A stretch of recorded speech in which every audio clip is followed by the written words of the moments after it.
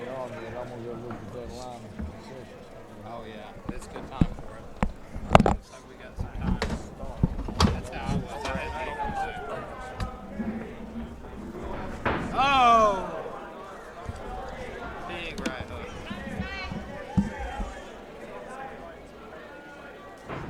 Oh, my God. Oh, man. Dude, he's hammering now. Yeah, he is. His hands are so He's low. turning when he gets hit. There is no way he's a monster.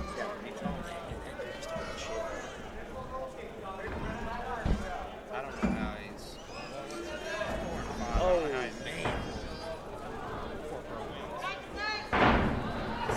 It's bad. Competition in Alaska must not be too great. I don't think it is. I'm rooting for Alaska. Pull through. I mean, good luck to him. Got an uphill battle. Yeah, for sure. So, hey, I've crazy seen things crazier happen. things. Yeah, Test for sure. 1, 2. I was gonna say, wouldn't that have been crazy? He could have done it. He was in it like almost right this second. Y'all, hey Elijah, recording, are you going to commentate it? I didn't realize. Even though it's not live, but we are recording. Okay, I got you. Now he's going to look to posture up. He's hunting for that arm, though. Yeah, I believe This is where he lost position before. Let's see if he can be a little more patient. There, he does a way better job of controlling the back. He's got both hooks in this time as well. And he's got and that it looks upper. like he's got. See, I love it. I'd love it to see him switch to that short There choke it is. here. See, he keeps going for that full rear naked. Yep. But if But he just could switched do his the grip, gable, yeah, the S grip. because you can't fight that gable grip. Yeah. He keeps fighting that handoff. Yep. You got to give it to Paulson. He doesn't give I was up. gonna say, He's tough Paulson's as nails. done a good job of defending. And here comes Theocaris back. Good job maintaining that top position, getting to mount. And now he's going to rain down some big elbows. Ground and pound.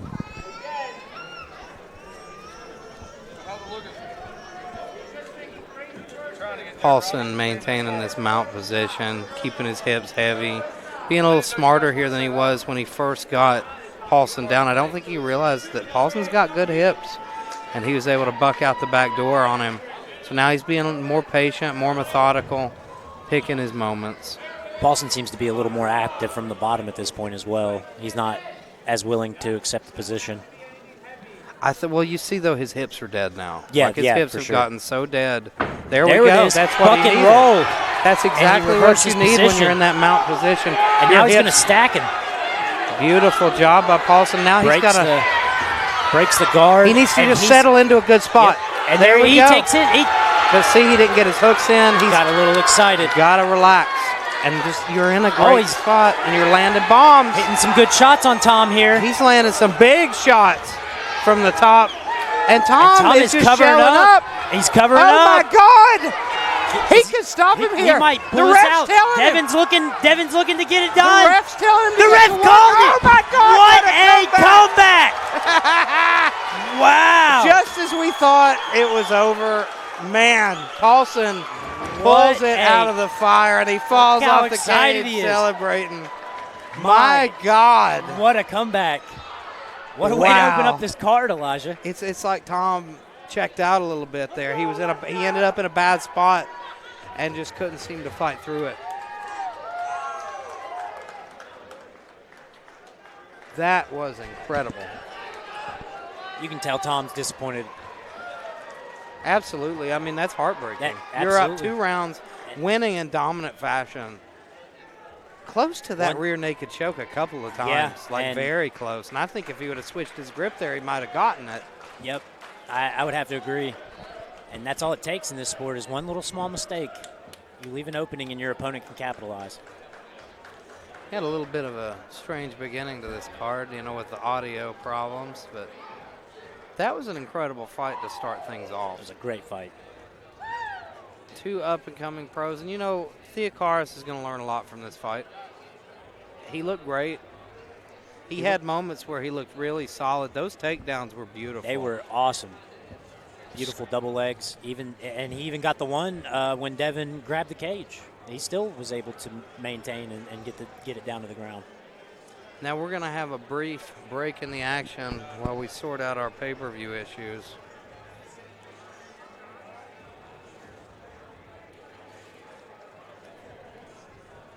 All right, we're not going to start the second fight until we get it up.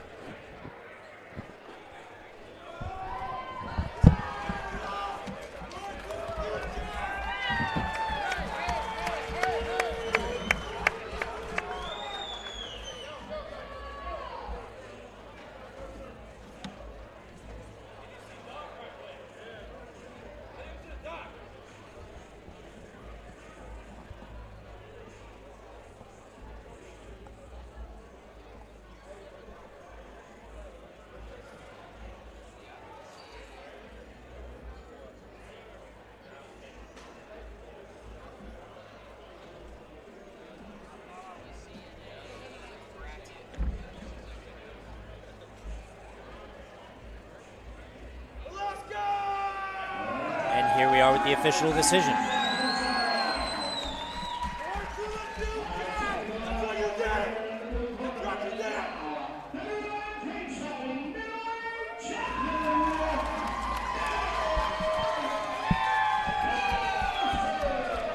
And Devin Paulson getting strapped up.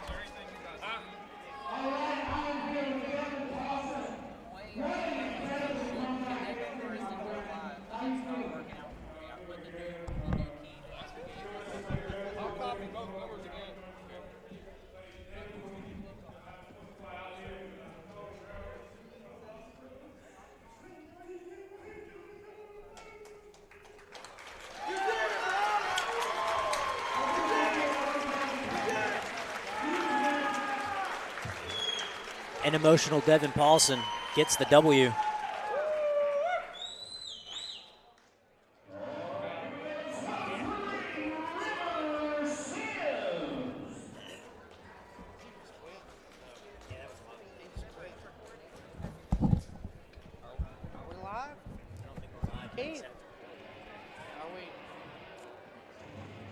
Are we going again? Are we live?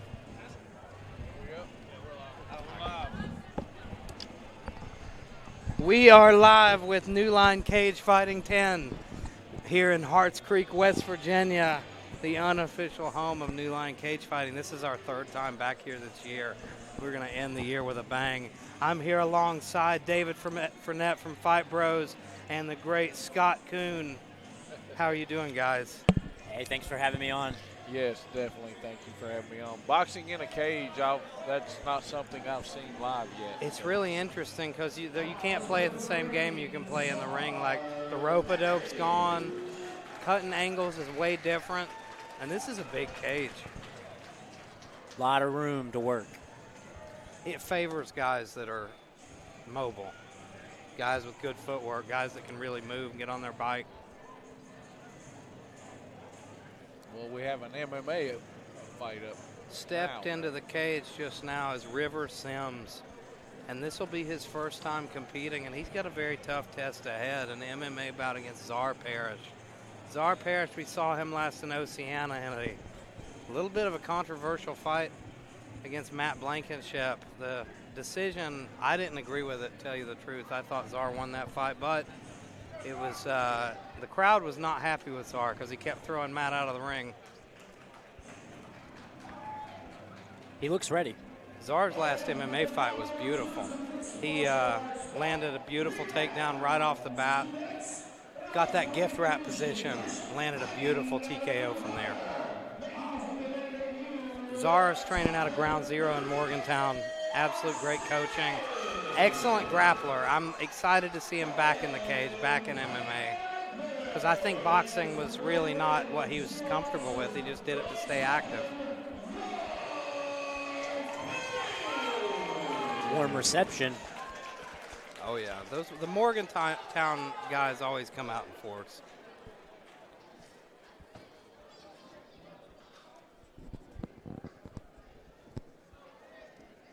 River looks calm though. I'll give him that. For the first time he's ever competed. And he comes out and takes the center of the ring with a flying front kick. Czar staying real calm. Everything Czar throws is always really clean. Oh, beautiful high kick Nice by high River kick. Sims. And it landed. There's Take that down from double Czar. leg.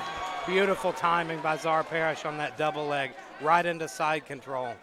And now see him, he's probably going to be looking for that mount, looking to land some ground and pound, just like he did in that last fight. There it And he is. He steps sneaks right over. over to mount, and here he goes to land some big shots, maintaining control. He's posturing up now, looking to, but that arm's in Sims is trouble. trying to break him down there.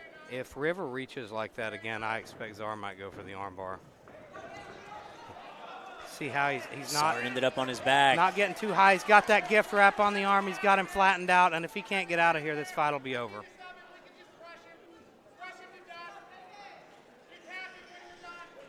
Sims is trying to avoid those shots, but there's nowhere Gives to a go. thumbs up, but you need to do more than that. You got to get out of there, man. Yep. Got to move or the ref's going to jump Beautiful in there. job getting back, but he He's in lands, the arm triangle. he lands right in an arm triangle. And if he can't hit him, he needs to defend this before it's getting tight. Yep. You can see it's getting He tight. should try to answer the phone there, Czar Elijah, just to keep that readjusted. from. Beautiful job by River. He cut that angle a little bit and gave himself Czar's enough pushing space. him up against the cage here to keep him from moving. This is a terrible spot to be in for River because there's nowhere to go. Once he postures up here, there's nowhere for you to get away. And he's got a hold of that arm now, so he's safe. But here it Czar's comes. going to look to work. Methodical performance. It's hard to get much done as a grappler in these 2-minute rounds. Oh, man. There's some heat on these. And there it is. That's the end of the first round. Dominant round from Czar Parish. But I'll tell you what, River had some nice little moments there in the beginning. He surprised me with those high kicks. That was a nice high kick. He's a shorter guy, and he got him up there. He seemed like he was a little antsy. I'd like to see him kind of calm it down on the feet and slow it up a little bit. You can see those first fight jitters. Absolutely. He's still game, though. That's for sure. Absolutely. Oh, yeah. Calm, too. Like, really calm for a first-time fighter.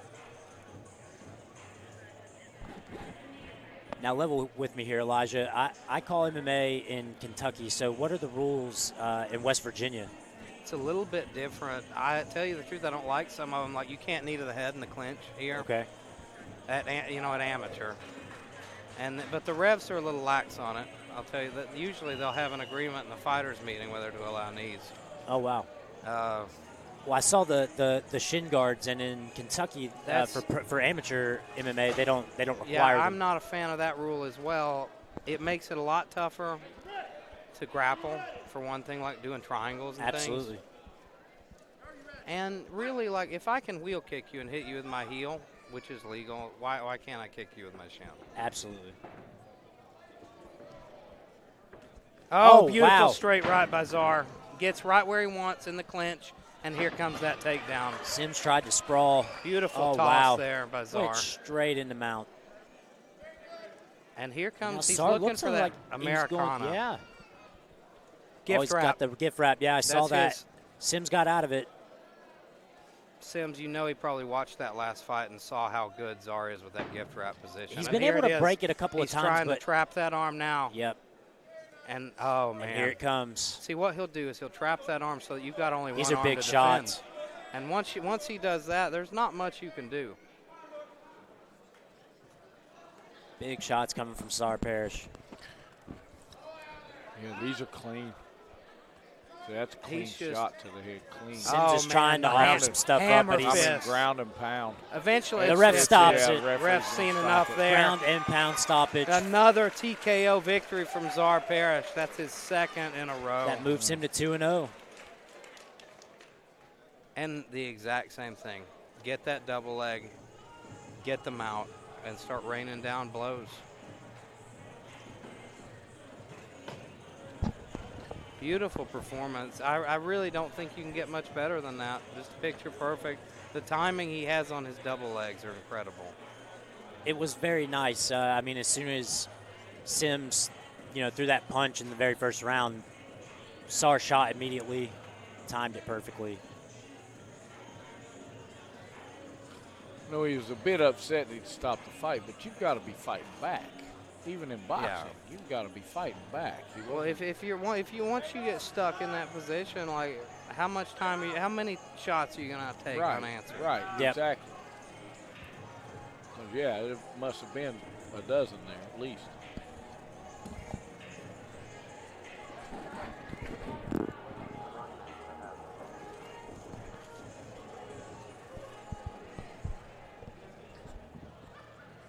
And we wait for the official decision here. Czar Parish has got to be happy, coming off that fight in Oceana and really close decision.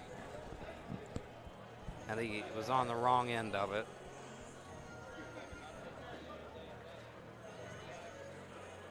I'm always impressed with his striking as well. As good of a grappler as he is, he's super sharp when he's striking. You saw that straight right he landed right before he got that second takedown. Yeah, it was a good straight right. One he landed here and then took him down. He's clean. He's like that when he boxes. Everything's really tight. You can tell he's a cerebral fighter, smart guy. Ladies and gentlemen, here Czar Parish. Czar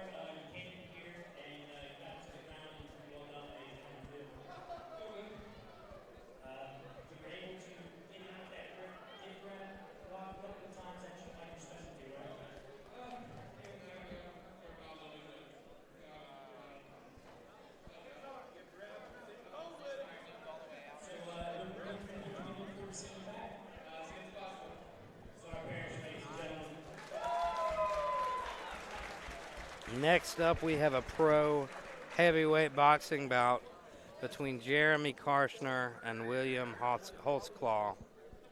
Karchner has been on a real tear lately. He's a guy, he started off his pro career, he went, like, I think 1-6. Now he's been on a tear, though. He's dedicated himself to actually working hard training. He's in a different place in his life. And I think he's at a point where he's like, I want to rewrite history a little bit. I want to, I want to turn my record around. Some guys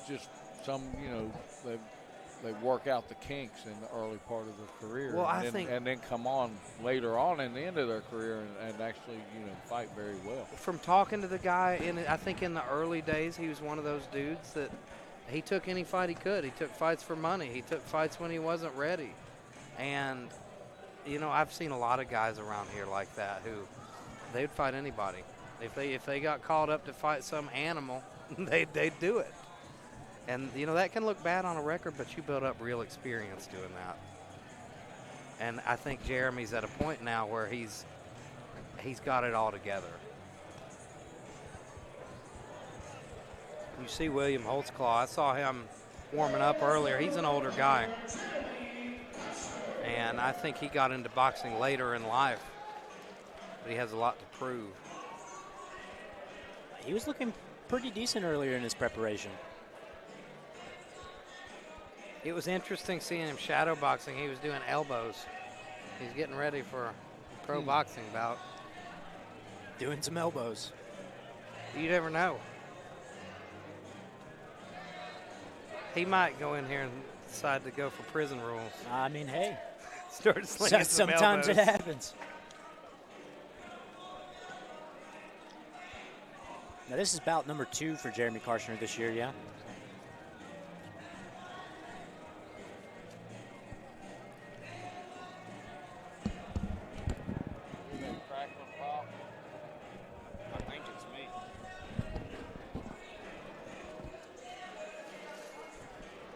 And we hear Jeremy Karchner with an excellent choice in walkout song, Jailhouse Rock by Elvis Presley. Well, that's where those elbows are going to come in, huh? He's ready for prison rules. He's walking out to Jailhouse Rock. He knew. He must have caught wind before we did. It's really interesting. All the guys from VO2 wear those shorter trunks. Yep. Every one of them, and it's a teddy bear thing. He said he likes them better. Right.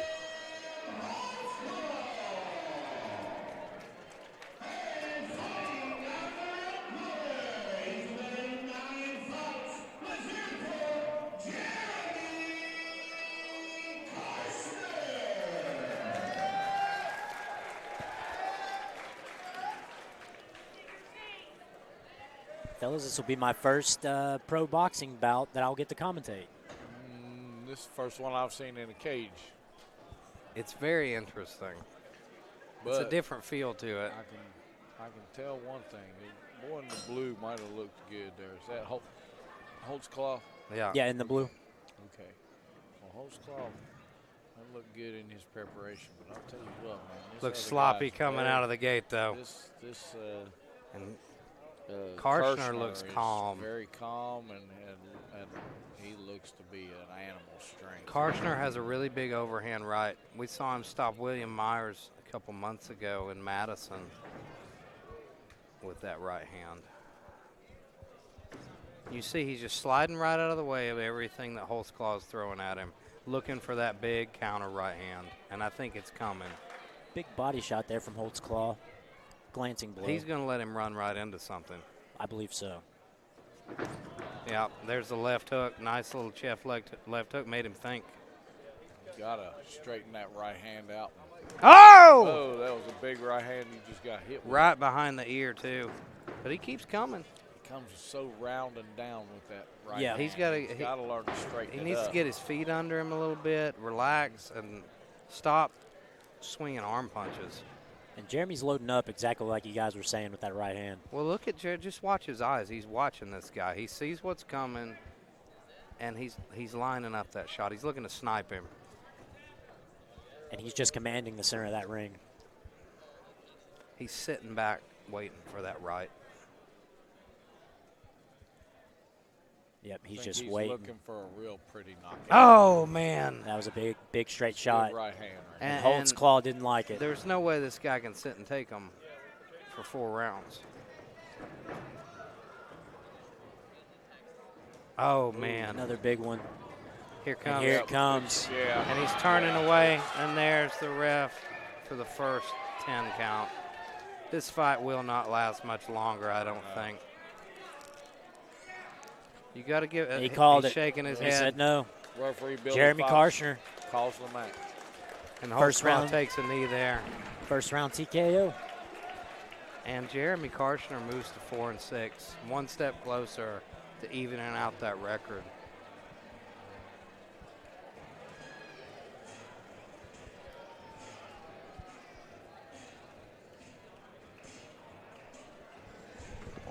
He was very calm and confident. He just kind of hung back, Scott, Yeah, and picked his shots. Right. He just picked his spots. He was very calm. He was very confident. He just it was like he knew, you know, once he caught him once or twice, it was going to be it. He knew it was coming.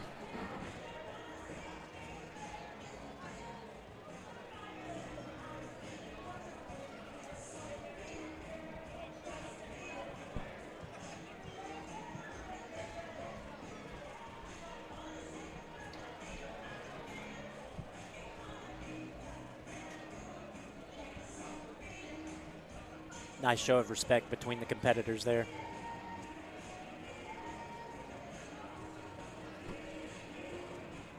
I've always said combat sports shows, you know, some tremendous sportsmanship Most of the time. Most all the time. Yes, sir.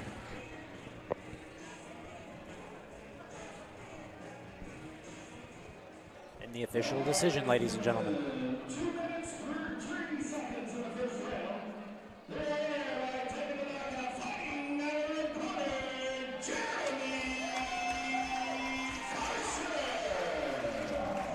Elijah Thacker standing by.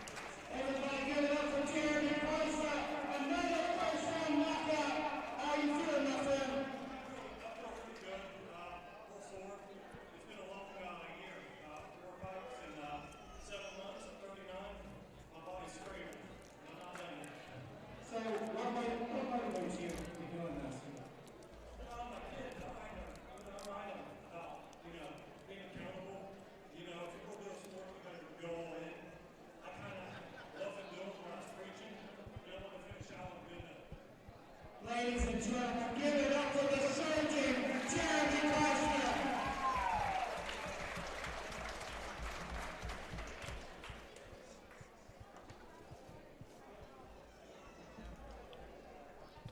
Next up on the card, we've got a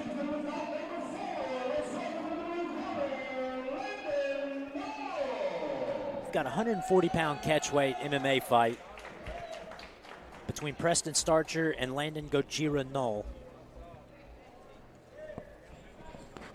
It's like we have a Starcher at 1-1, and Null looks like he's making a debut here.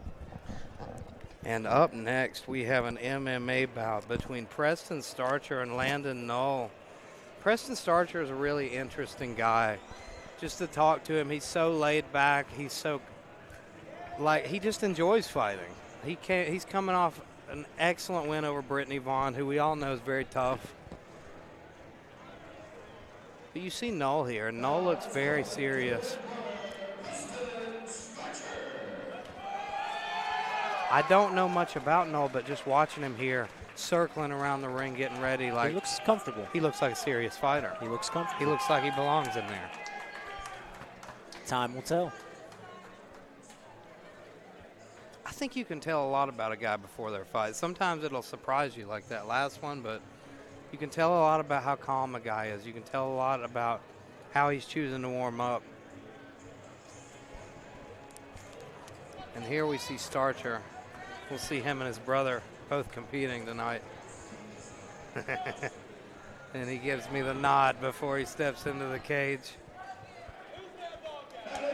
One of the nicer guys you'll run into in the sport as well.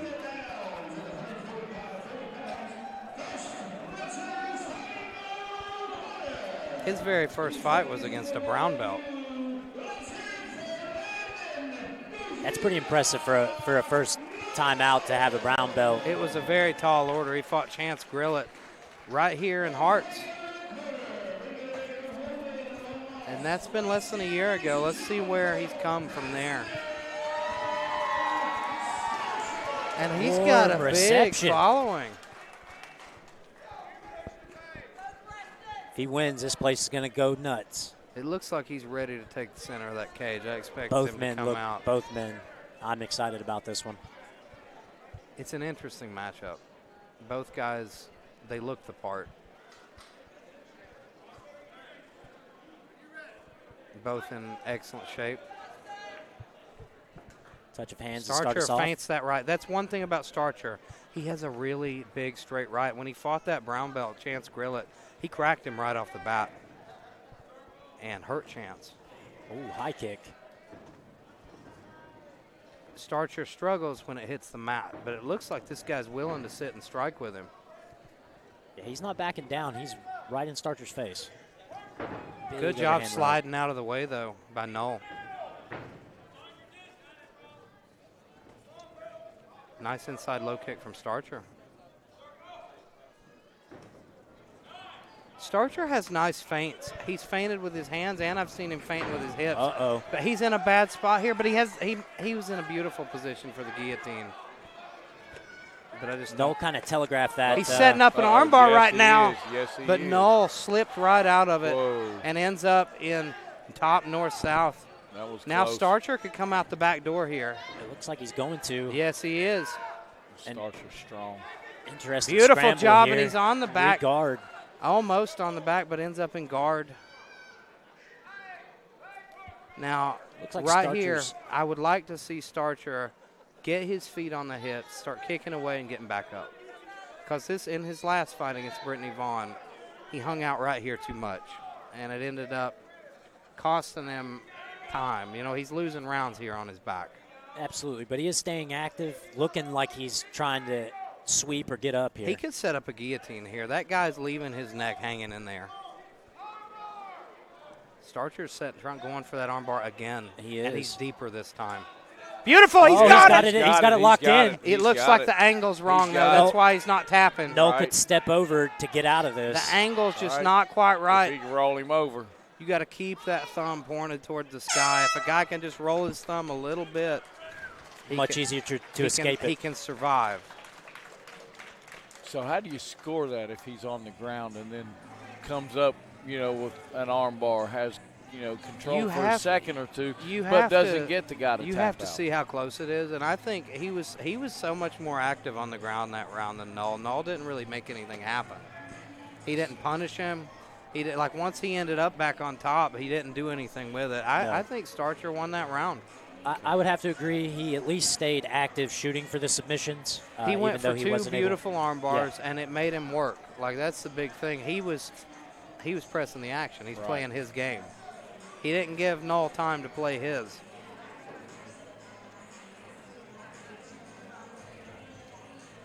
That's the big thing if you're an offensive fighter. It makes it really tough for a guy to start playing his game. And then when you're not playing your game, you're playing your opponent's game. And you don't want that. Absolutely. Well, while we're stopping. There we go. The ref hadn't called the fight. They just heard the bell. Beautiful.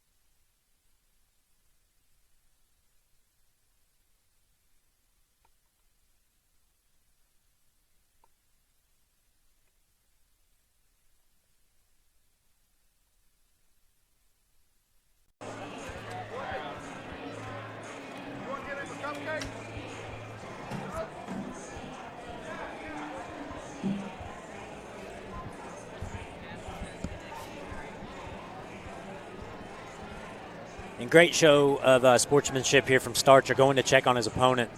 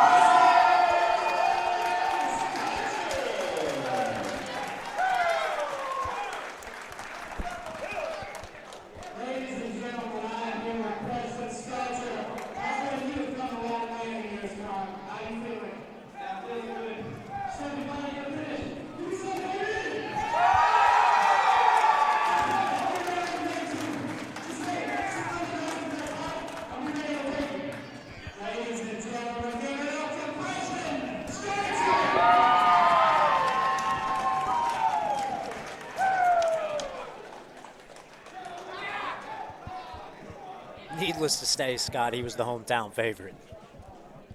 He's got a lot of pleased fans.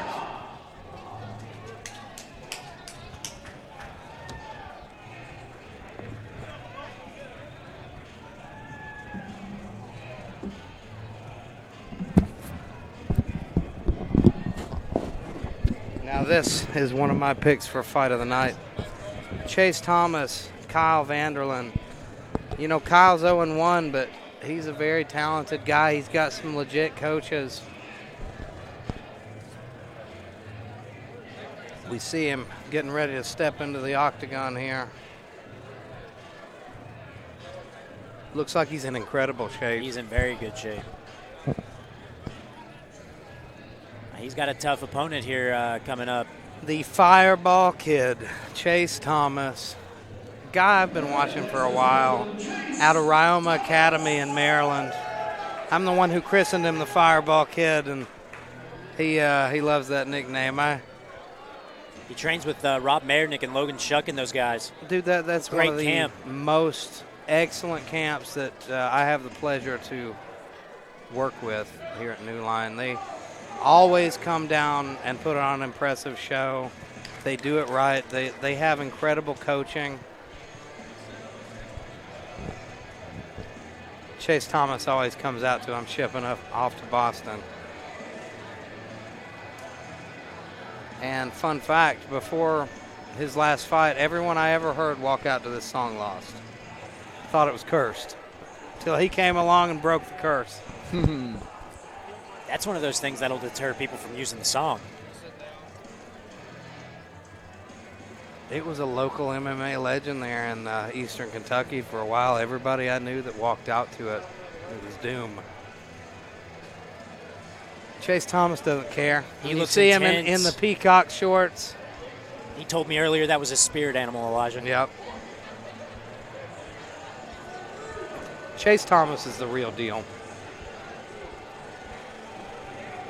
And he's looking When he gets solid. he is. He looks like he's put on some muscle mass last time I saw I was him. talking to Eric Mon about that on our way up here, and I told him, I said, Chase looks much bigger than when we saw him in Baileysville this year. He told me, he said he's a different guy than he was 6 months ago. That'll be interesting to see because he had an impressive outing. Well, he competed in Baileysville in that boxing tournament. Looked incredible against some crazy tough competition. Absolutely. And he's not a boxer. He's an MMA guy. He's a grappler as well. And in his MMA debut, he shined. First round stoppage over a very tough opponent. We are underway. Oh, wow. Good they're shot gonna slug it right out out. of the blue from Vanderlin. Vanderlin looks sharp. Thomas is going to be looking to get this fight to the mat, I think. Beautiful wow. hooks They by are Thomas. Just happy to trade leather here. You can hear the corner shouting for a level change.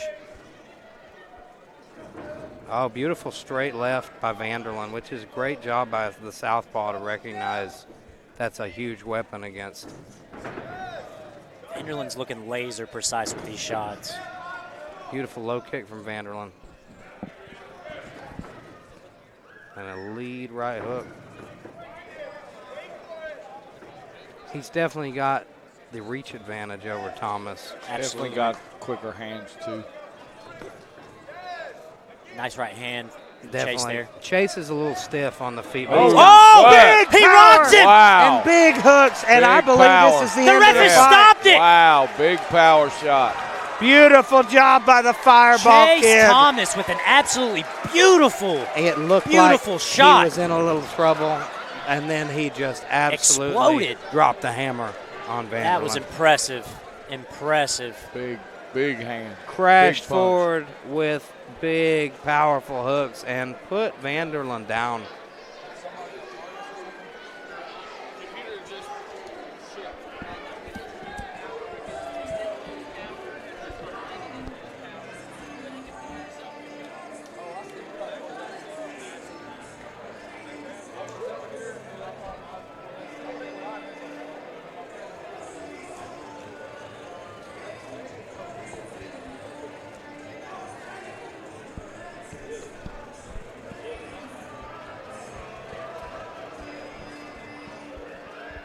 Absolutely beautiful stoppage there. I was, I got to the point where I thought Vanderlin had the advantage on the feet. And Thomas absolutely put him away.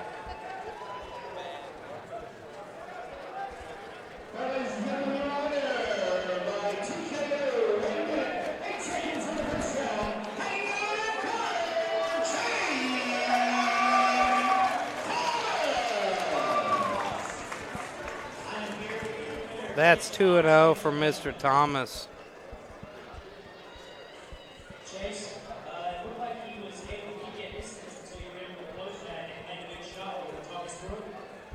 Yeah, he was still here for like keep his distance. I was just trying to tell my overhand I was going to get it in, and at times just go from it. Hey man, that was a beautiful shot. We're looking forward to seeing you out here again. Chase Thomas, ladies and gentlemen. You can tell that Thomas has a lot of confidence in his power. He said he knew he was just trying to find a home for that overhand. And in those little gloves, you can't get caught with much. No, and it definitely was a good overhand.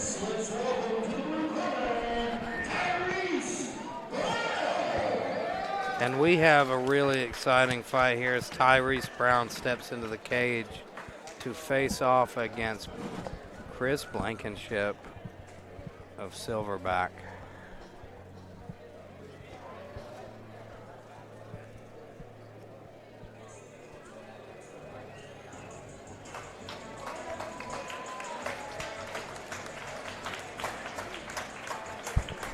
We're moving into boxing for this one. All right.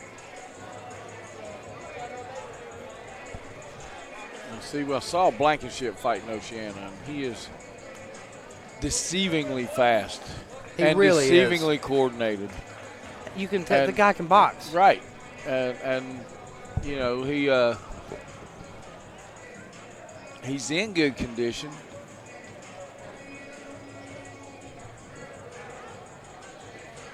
He's been But doing he doesn't always look the part. It's like you don't see him coming. And that's, that can be an advantage that he definitely makes work for him because you don't see him coming.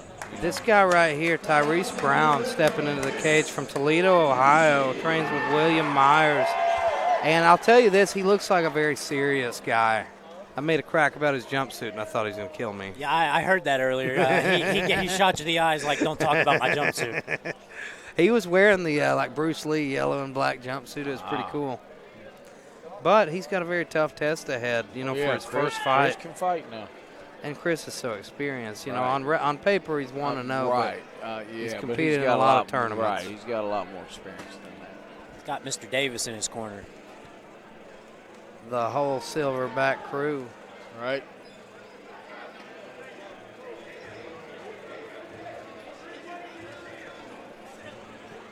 And we hear him coming out to Hell's Bells, AC/DC. You can't go wrong with that. I think if AC/DC is good enough for Tyson Fury, it's good enough for anybody. Could have brought my guitar and played that one for him. That's what we need next one.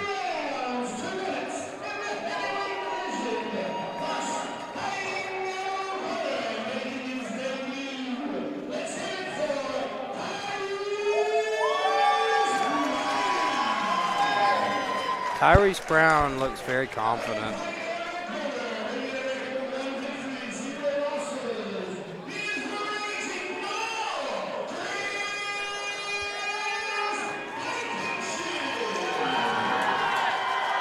Definitely a crowd favorite. Absolutely. Chris looks like he's probably got the size advantage here.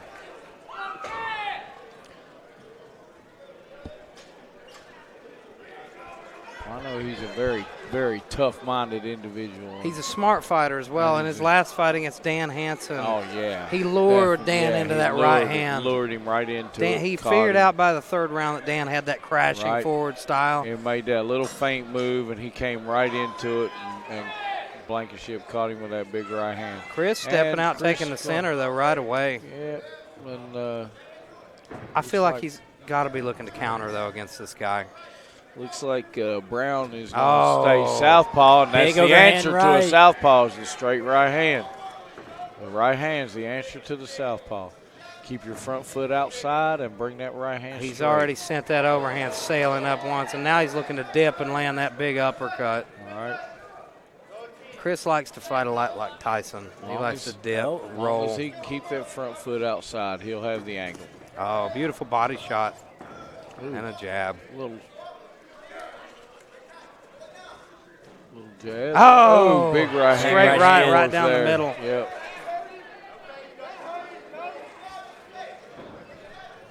Guys over in the corner just yell, "Don't hurt him, coach."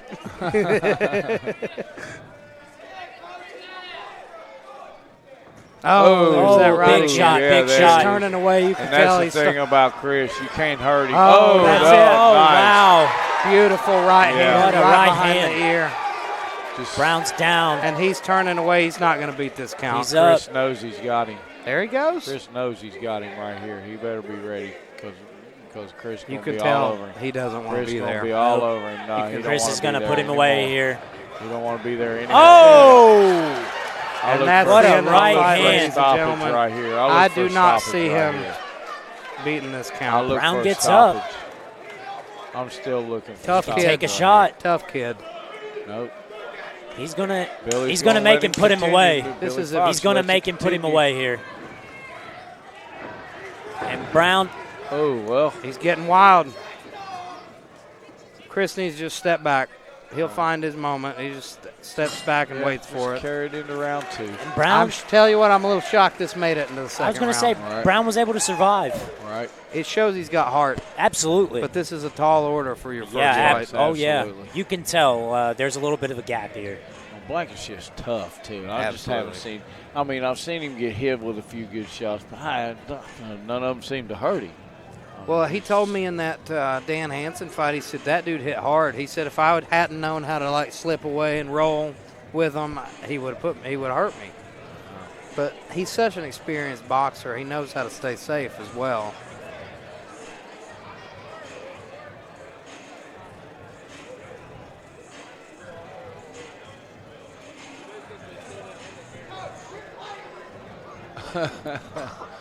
Silverback Jim Boy said, quit playing with him. Look at him, he's scared. Well, And that's I don't the think truth. he's scared. And even if he is scared, he's facing that fear. He got up Absolutely. and he's That's the stepping thing, forward. like- I got respect for that. So He's no coward, that's No, for sure. he's no coward. He answered the bell after a tough first round. right. And I'd say there was a lot in him that said quit. Because I've been there myself when you're That's the- tired, when and- you're and hurt. really, I mean, that's Oh. the easy route. It's the easy route, and he's in there taking the hard route. So I got to respect that. And he's looking for something. He doesn't have the skill set to hurt Chris, but like he's trying. Right. Strong-willed. With a little coaching, he's got the spirit to be a fighter. Absolutely. Yeah, I believe so. Yes, sir. Beautiful body Good shot, and he body landed shot. there. That was a nice right hand. He caught him with a counter as Chris went to the body there. Oh, my that had to God. hurt. That was a That nice took the body soul shot. out of Yeah, him. it Yes, did. that Look definitely at him hurt. grabbing his body. Chris is going for it now. Oh, no, I don't. That oh, one barely hit him, and it Yeah, went I down. think it grazed him. I didn't even see a punch hit him. I just thought Yeah, he, that's I it. thought he fell That's from. Man, I thought The he, ref waves it off. I didn't know if Billy was going to stop it there or I not. didn't either. Blankenship with an impressive showing. Yeah, absolutely. Definitely, you know, patient, in control. You know, didn't let the wildness get wild. Yeah. You know, he kept control of that fire. He did. A It's good a job. perfect Did a real example. good job.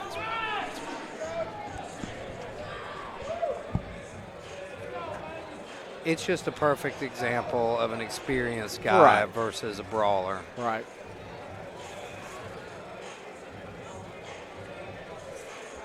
And, you know, like you said, you know, on paper he doesn't look like he has the experience he has. He's, you know, he's been around it a long time. And it's like you said, you can sleep on that guy. You look at him, you wouldn't expect him to be such a clean, Exactly. technical fighter. Exactly.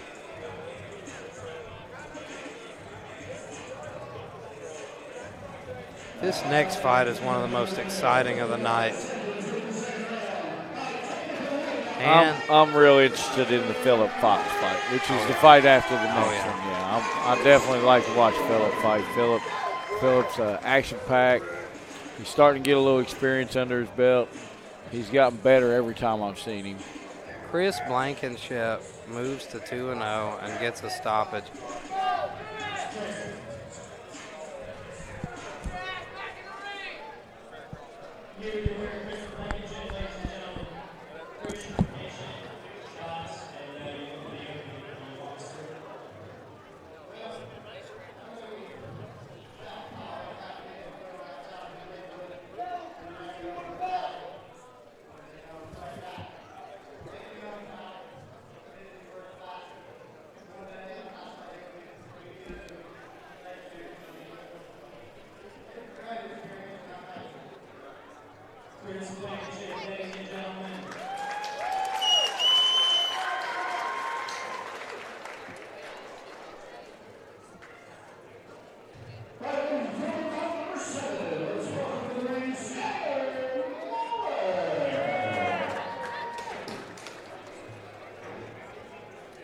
And we have a really interesting fight coming up now.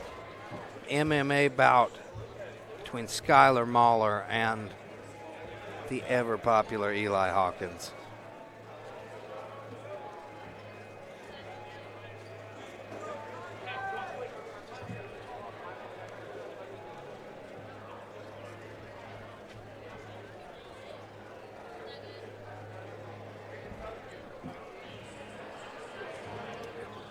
And it's interesting, you know, we've seen Skylar Mahler against almost every single member of Ground Zero Morgantown. This makes, I believe, the fourth man from Ground Zero Morgantown that Skylar Mahler has faced. Do we know his record against them? Skylar Mahler looks incredible. His last fight was at 155. This is at 185, and you see the muscle he's put on. He is ripped.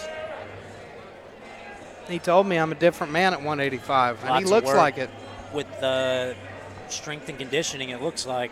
And we see here one of my favorite people in West Virginia combat sports, Eli Hawkins. Incredible fighter, technical boxer, technical striker, excellent grappler, and the coach at Ground Zero Morgantown, a mentor to all these guys like Czar Parish. And then, you know, Eli is the nicest guy on the planet, one of the nicest people I've ever met. But on fight day, he's always different. You can tell. He's always You different. can see it in his face right now, actually. He's got a certain intensity about him a little bit. I'm a huge fan of Eli. I love watching him fight, love seeing him compete. Has a beautiful jab. He used to box for WVU. national champion boxer, actually. And even though he's 2-4, he's fought absolute killers. Eli's a guy who will fight the toughest opponents. And that's rare. Especially at this level. Absolutely. You see guys wanting to pick and choose. And pad. Look for easier fights, Cherry you know.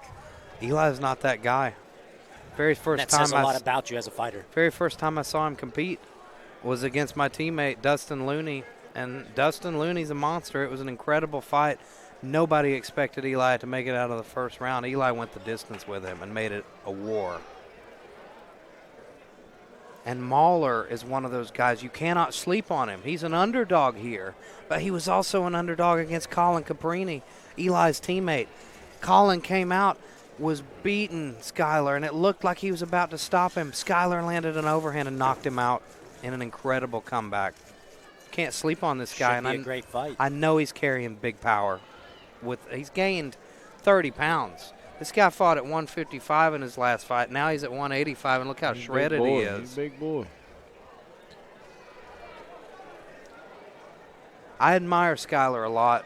You know, I've seen him compete against nothing but tough guys, and he always comes to fight. And I think this is one of the toughest tests he's ever had. He fakes the takedown there. A takedown. And an goes with uppercut. Caught with a punch, so got caught with a jab again, too. Eli has a beautiful jab, and he'll set up that lead uppercut with it. Eli dances out of the way.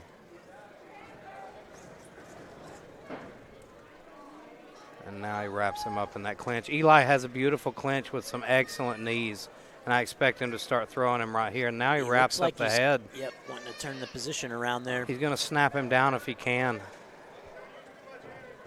Here comes some knees. He's just weighing on him.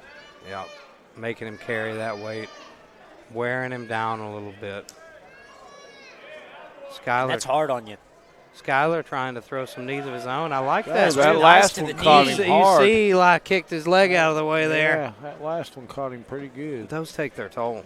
Absolutely, and especially where he was landing. Just pick it up and do it again. Right there, his leg is right there again. There he goes, snapping him down, and what he's doing, he's looking for a Darce choke. Skyler's right back up. Eli Hawkins is trying to set up a Darce choke. Oh, I see it now. Now he spins to the back. Oh. He's got one hook now in. Beautiful back take. That's what you want, that bottom hook. He's got him exactly where he wants him. Now he needs to use his hips to stretch him out a little more. Use your upper body, pull him back, arch your back, and stretch him. Looking to soften him up with some blows here. Beautiful.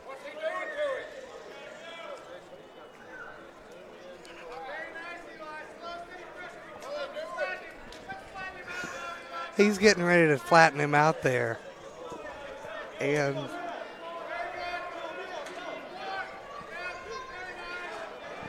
there he goes. He's got him right where he wants him.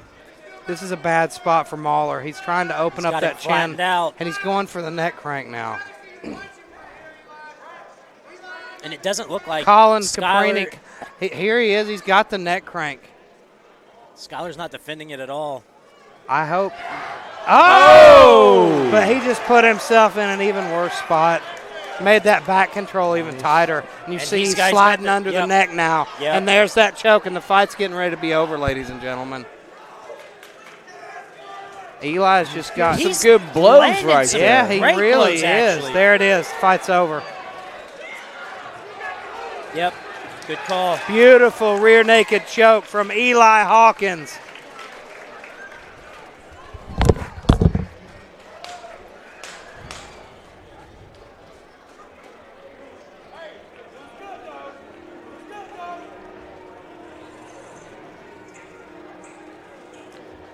Pure domination there once it hit the mat. Right.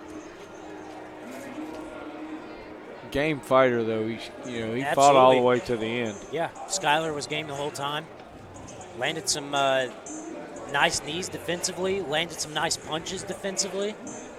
And from weird positions that Right. you typically don't deliver yeah, I damaging mean, those shots. ones he was hitting, From the hitting bottom. him in the head from the bottom, and he was reaching over his head to do it. And they looked like they had some power. And, yeah, because, I mean, they didn't really have any leverage, but, I mean, and that's, trying to hit over your head like that, you're not going to get real leverage on it. But he was able to generate enough power in there to break that hold. Absolutely. Strong fighter.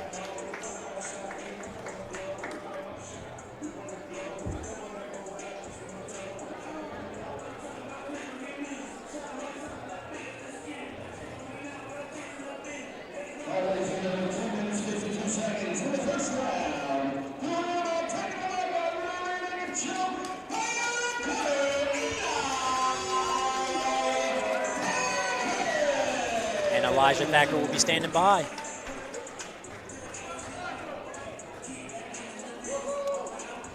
Ladies and gentlemen, I'm here with Eli Hawkins after a beautiful Marinick show. How are you feeling, my friend?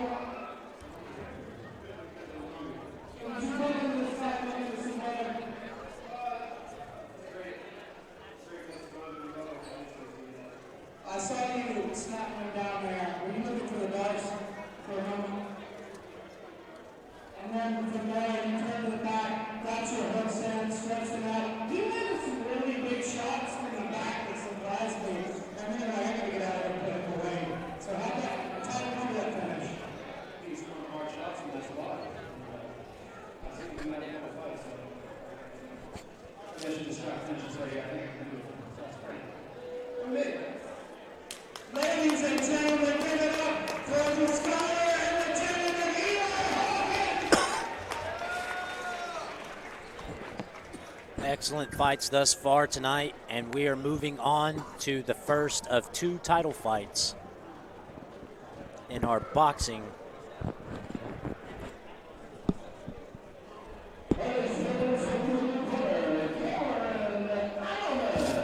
And Elijah and I were talking earlier in the night here, Scott, that these next 2 could be contenders for fight of the night. Yeah, Phillips always brings an action-packed fight. I'll tell you this: that last fight with Phillip, he looked like he was in the Matrix by that last round. He is so fast. Yeah, I don't know how anybody's going to punches together. He's come a long way in a short time. How do you deal with that when a guy is so quick and they can throw combinations that fast? It's all about timing. Absolutely. Because if you have the right sense of timing, that's the only way you can beat speed. Absolutely. The only way. Do you think a guy like if you're coaching a guy up against a guy like Phillip Fox, do you tell him to use the clinch more? Do you tell him, like, if a guy like that gets ahead of you, like, how do you stop it? Well, it depends on the physical attributes of the fighter I'm coaching. If he's taller than Phillip, I'm going to tell him to use his reach. If they're the same height, I'm going to tell him, he's got to be smart about when to tie up and when to pick his spots. And even then, Phillip also does the same thing. He puts his hands together, he picks his spots well. I look for a good fight here out of Phillip. I look for a great performance out of Phillip all the time. I think it's fairly easy to say that Phillip's one of the biggest prospects in the state. I think so too. Yeah, he's one of the bigger amateur prospects as far as going pro. Yeah, I think. And coming from the pedigree that he does, his father's Billy Fox, who's an incredible competitor in his own right. I think people knew before he even got in there that he was going to do big things. And so far, he's lived up to the hype. Even though he lost the first one I saw him in. Well, to see him go up against Brandon Kelly. I thought he won that fight. To see him go up against a guy with that much experience in your first fight when you're 18 years old, I think we learned a lot about Phillip right there. Exactly. He fought a real athlete. Beautiful double jab into the uppercut from Phillip. Man, that jab's picture perfect. Oh, wow. Nice one, too. Nice straight punches. He's busy. He's just so fast. Oh my God. He's just touching him That's at will 10 here. unanswered And punches, I'll and tell this you fight's what, not going to last much Yeah, longer. the ref's telling that him. last one. He didn't like that one either. He's got to get busy with his own. He's got to do something. So far, just dominating performance from Philip Fox. You can't just sit and let him tee off on you. Oh, man, he's trying, too. That's the thing. Philip's just so much faster. Absolutely.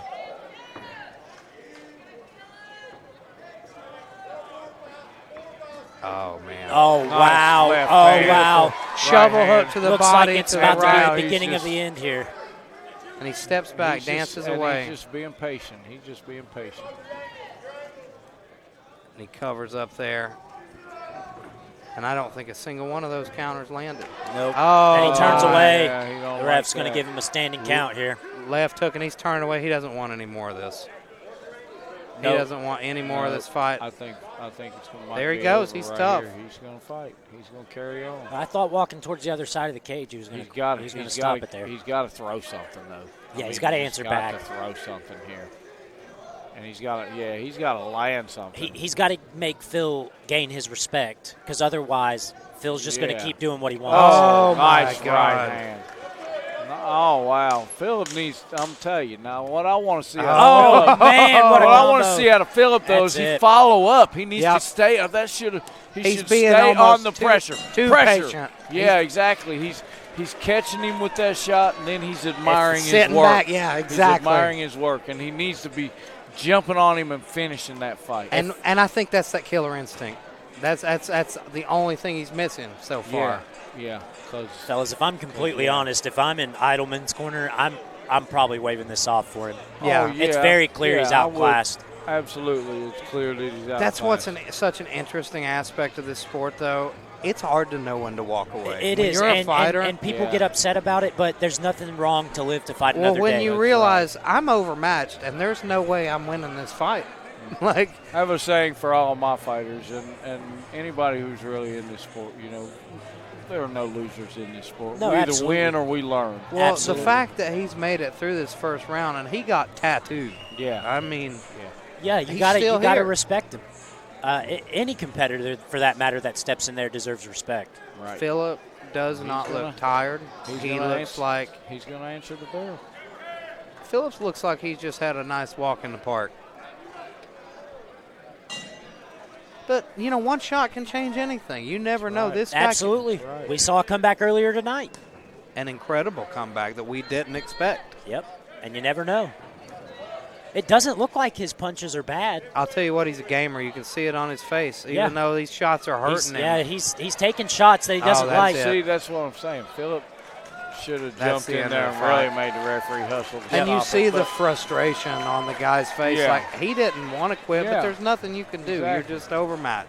I mean, and he's getting hurt, but Yeah. he's not injured, and that's the good thing. We're not looking at an injury here.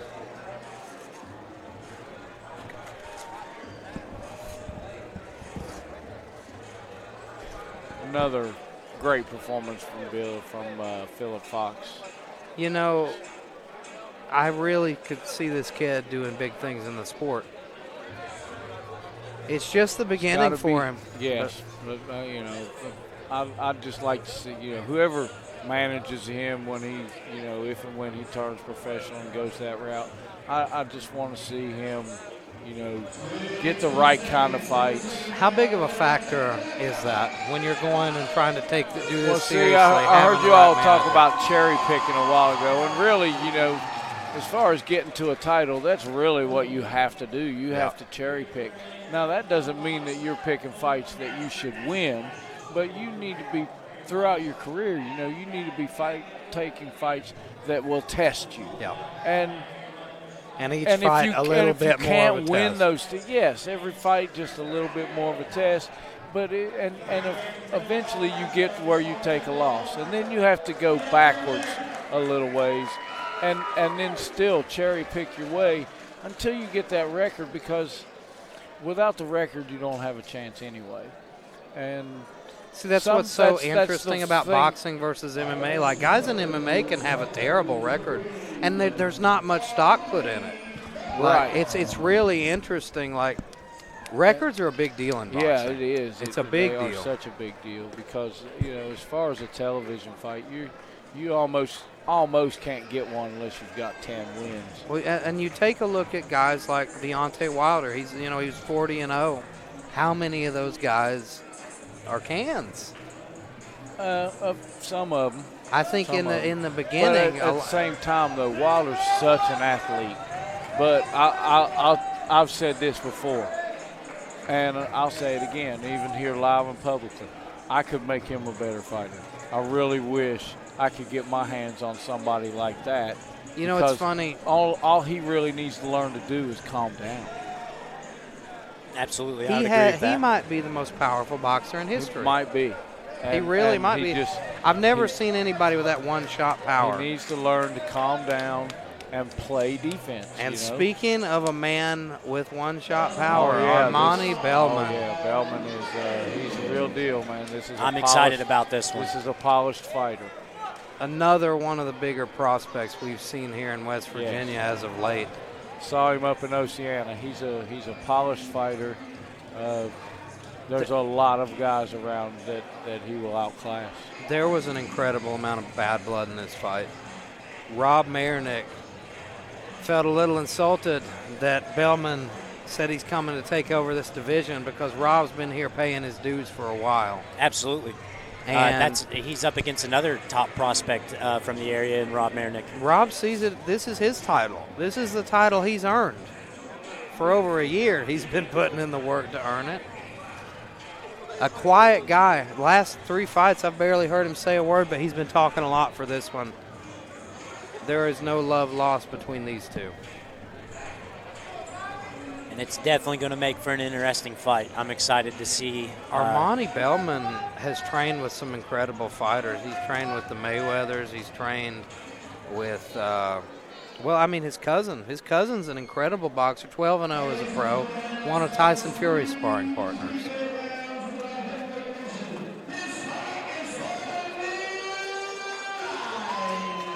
If you're in the game long enough, you run into some of those big names. I've had the pleasure of meeting so many of them. It's a small world. So many of them. My son fought Emmanuel Taylor some 5 or 6 times growing up in the amateurs.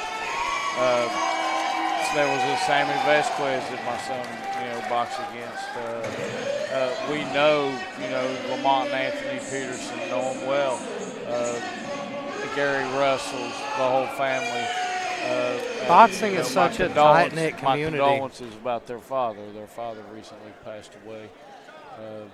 But one great boxing family. I mean, also Tank Davis. I've known him since he was probably 9 or 10 years old. Look at this intensity between these two. They're both jawing at each other. Oh, man. I'm excited about this one, fellas. Armani, this is such a unique clash of styles, too. If you watch Rob, he's got that Tyson peekaboo style. He loves the roll. He loves the roll. Bellman's more upright, fighting from that Philly shell almost. He looks rangy.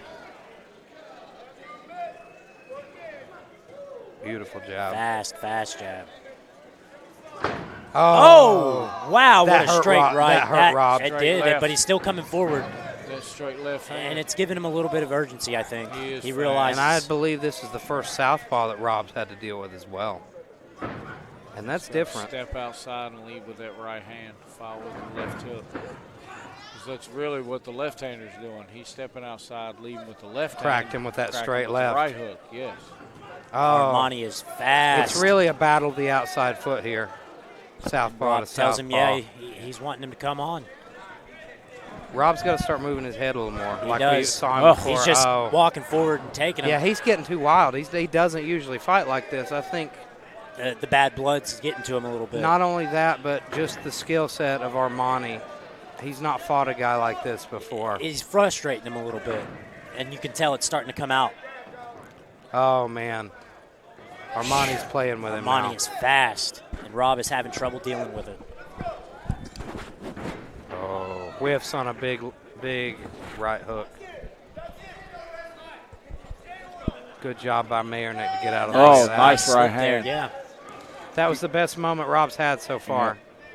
Rob needs to press the action. He needs to cover up and maybe wade those punches going in and run him out of room and then let his hands go. Get on the inside. I'm sure that he would have more success in a ring. This is a tough environment to fight a guy like Armani. Exactly.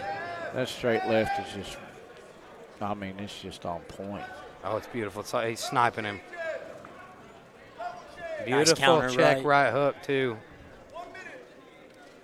Come to that left hand, he just setting it up. If you go right, you're going to run into his straight left. If you go left, you're going to run into his right hook. Here it comes. Boom. Oh. Rob's calmed down, though, and he's trying to figure him out. You notice Armani's just seeing everything, though. Yeah. He's so calm in there. He's got so much more experience. Paying attention. But Rob is starting to also time Armani's shots and get out of the way more. Oh. Armani putting his punches together as well. But he's yet to hurt Rob. Oh, he hasn't hurt him. And Rob's still coming forward looking Absolutely. for his moment. Good shoulder check there by Rob, and then right hand. Nice right hand. Nice right hand again. Rob needs to make this an ugly fight. Absolutely. Yeah.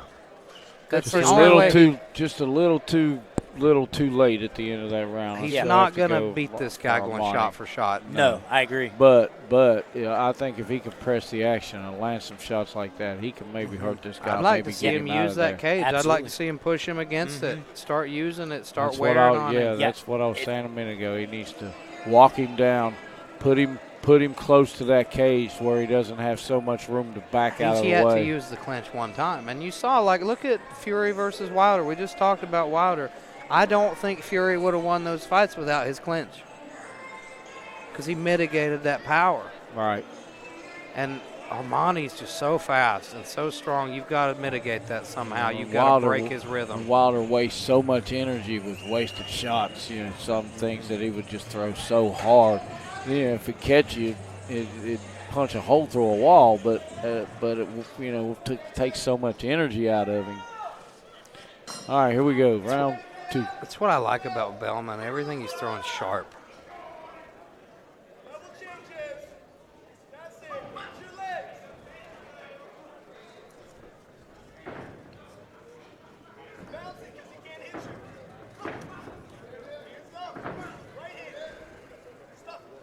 Rob's still looking Rob to move has forward. a really smart corner. Absolutely. Those guys. There's Rob up against the cage. This is exactly what he needed to do. This is what we've been waiting for from Rob, and he backs away.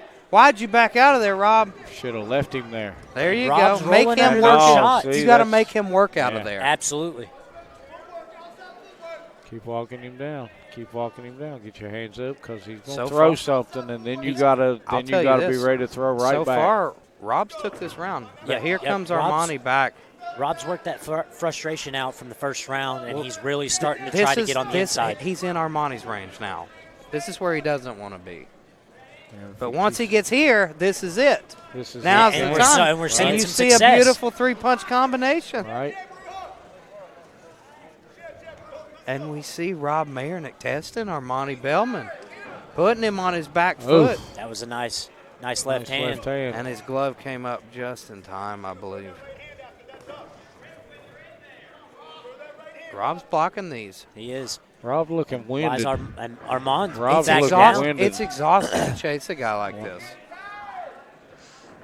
He is. Oh, man, Rob's beautiful. coming on now. Beautiful job by Rob Marinick. I believe Marinick's corner's right too. I believe Armand's getting tired. I believe you're right. I think Armand thought he might be able to get Rob out of here quicker than he was. Oh man. He's okay. He rolled out of there. And he's talking And they're talking. him. We got He some knows talking he's fading. going. Armani Bellman is fading badly. I'm telling you, Rob is just walking him down. And I'll tell you, when it comes to skill level, when it comes to skill level, you can tell Armani has a skill level. But I'll tell you what, in any fight, if the skill isn't as conditioned, the condition will beat him. Fatigue makes cowards of us all. Yeah, absolutely. So and that's really what Rob needs to do. Just keep pressure. and I Keep like- pressure. I Keep like the that pressure. I Rob's think that moving Armani forward. was hunting for that finish earlier. He I was. think that it's wore him out a Yeah. little bit, thinking he was going to stop Rob. Agreed. Right.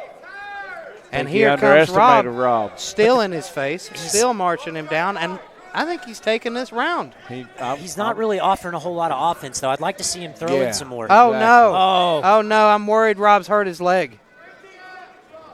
He hopped on it He weird, did, and he he's did. walking on it He's- gingerly. Yeah, he's gingering it. He's I wonder what would have seems happened to there. be getting And through it though. Yeah, I think he's okay. He's a I tough think he's cat. okay. That was strange. Was. I would give it to Rob there just based on I think aggressiveness. Rob won that. Rob. I think I Rob thought won that Rob round. carried the fight that round. You know, he kept the pressure. I think you walk into this. I thought it was more 1-1. effect. He was more of an effective aggressor. Exactly. And Armani was constantly on his back foot that round, taking heavy breaths.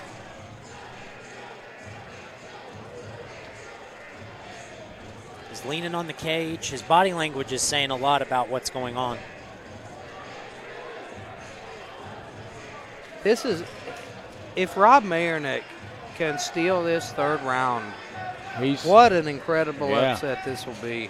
Yeah, it would be. And I tell you what, the man who will tell you he won't be surprised is Rob Marinick. Absolutely. He said this is his division. It's his title. Well, he's definitely working for it. I've got it a round apiece. I do too. This round will decide it, in my eyes.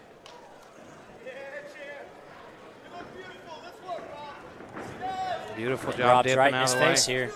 His corner's excellent. Armani's keeping that jab in his face, trying Nice to keep right Rob hook off there, of but it. you see the power's gone. I think Armani's power's way. Oh, yeah, it's way He's down. tired. Rob started being able to dip out of the way of those shots in the second Rob round, looks, and it's Rob really looks sucked it fresh out of him. too. Rob doesn't look tired. No, Rob doesn't get tired.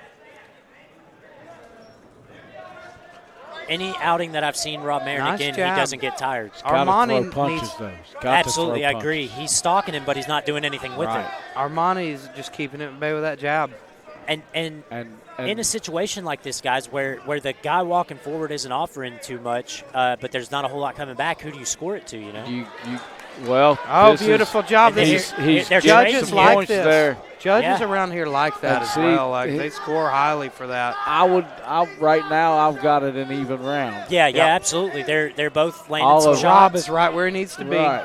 And Rob If he can needs to keep it in this range. Rob could take a big lead with another flurry like that. He's just got to dig deep here. They- He's got to they- realize both that of this them. is it. This Yep. is your last round. They both need to kick it into high gear and steal this fight. Beautiful right hand by Rob Marinick. And he's just Rob walking is him just down. walking him down. And in the beginning, when Rob was walking him down, Armani was offering some stuff back, but he's looking more content to just kind of walk backwards. Rob's got to get busy. Yep, He's he's got to gotta get chase busy him and down. show these judges that he's won this fight. Agreed.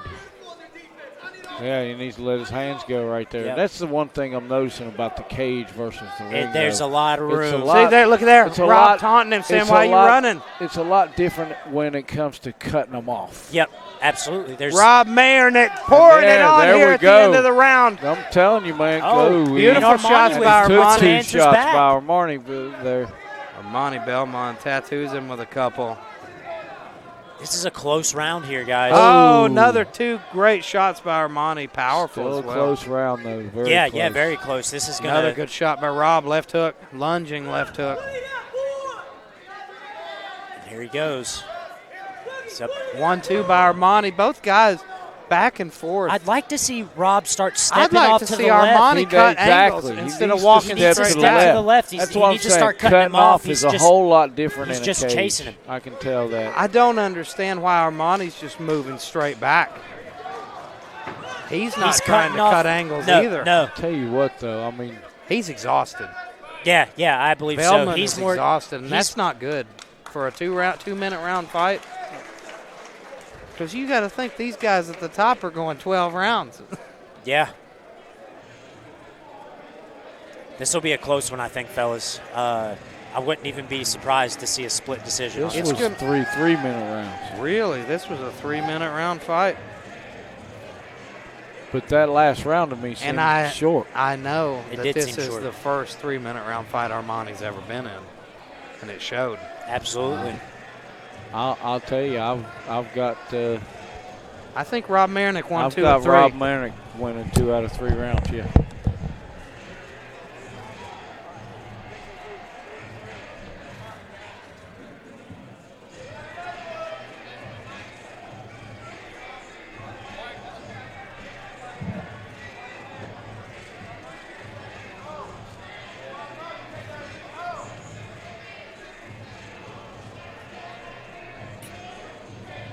I believe it really comes down to how they viewed that last round. Yeah.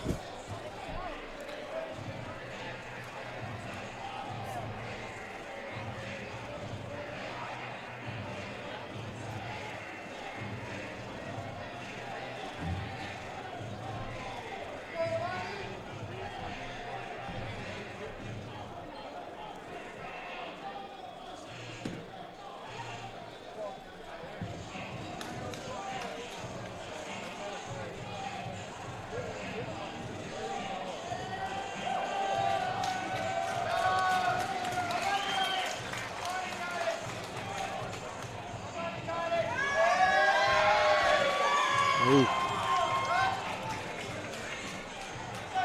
All right, well, the decision's just been handed to our announcer, so here we go to Mr. Kennedy for the official decision.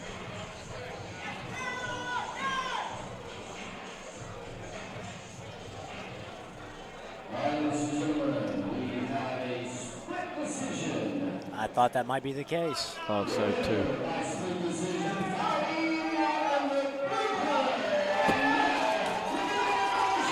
I can't agree with that one. Just can't agree with that one. I would like to know what criteria the judges were looking for there in the third round. It doesn't seem like the crowd is happy with that decision either, Scott. Rightfully so. I'm not happy with that decision. It was a good fight. I respect both fighters, but absolutely, it was a good fight. At the end of the day, Rob Marinick brought the fight.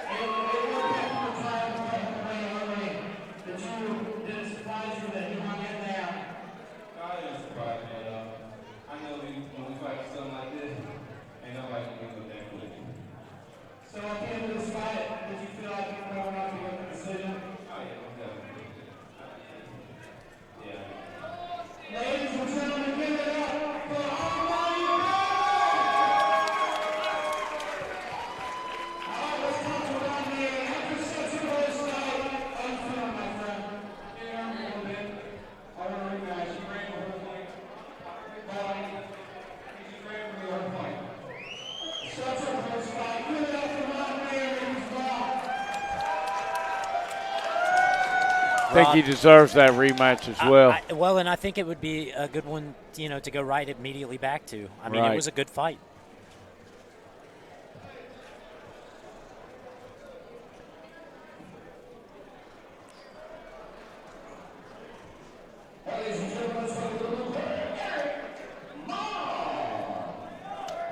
Now this fight, Scott, I can't promise to remain unbiased. Mr. Mon is a training partner of mine. He helped me co-found our amazing combat sports community, Fight Bros. I can't say enough good things about this guy, and he's had a hell of a year. He comes out, loses his first bout to Rob Marinick, but you couldn't keep him down. Eric got up every time he was dropped, and then from there he just put in the work, stacked up enough wins, and he was called out by Denzel Chapman. It's incredible. When I first saw Eric fight, I didn't think he should be doing it. And I think a lot of people felt that way. And he has come back every time stronger and looking better. And here he is fighting for the title. there couldn't be, if you were going to write a Cinderella story tonight, it's Eric Mon leaving with that championship. It's something, if you'd have told me a year ago he'd be here fighting for the title, I wouldn't have believed you. And I could see why, you know. The nerves really got to him in that first bout. Such an interesting thing. You know, he walks out to Johnny Cash, won't back down. And here comes Denzel Chapman to Johnny Cash. God's going to cut you down. Denzel Chapman, one of the most recognizable faces here at New Line. What can you say about him? Multiple time champion, kickboxing champion, boxing champion, MMA champion. Triple crown. I mean, he's well-versed. He's put in the work. He's the wins leader at New Line. He's got more finishes than anybody at New Line. He's broke almost every record there is to break here. And he's been off for a little bit. He's changed camps. Now he's training with All-American MMA up in Pennsylvania. Moved away from Ground Zero Morgantown. And I expect a different Denzel Chapman. The mutual respect here is just absolutely unbelievable. Well, this is a hard fight for me to call, to tell you the truth, ladies and gentlemen, because both men are good friends of mine. I said the same thing. Denzel, you know, coming in at this heavier weight class, I honestly like it for him because his last few fights at 155, that cut was terrible. I was going to say he struggled. He really struggled. I remember when people don't understand how bad he was struggling. I tried to help him with one of his cuts back in Huntington when Eric first fought in January. I remember Denzel that was cut. passing out on the exercise bike trying to cut weight. Yep, I remember there was worry that he might not make the weight. Here he is at a more natural weight for him. I expect him to be healthier. I expect him to be stronger, and I expect him to be just as quick.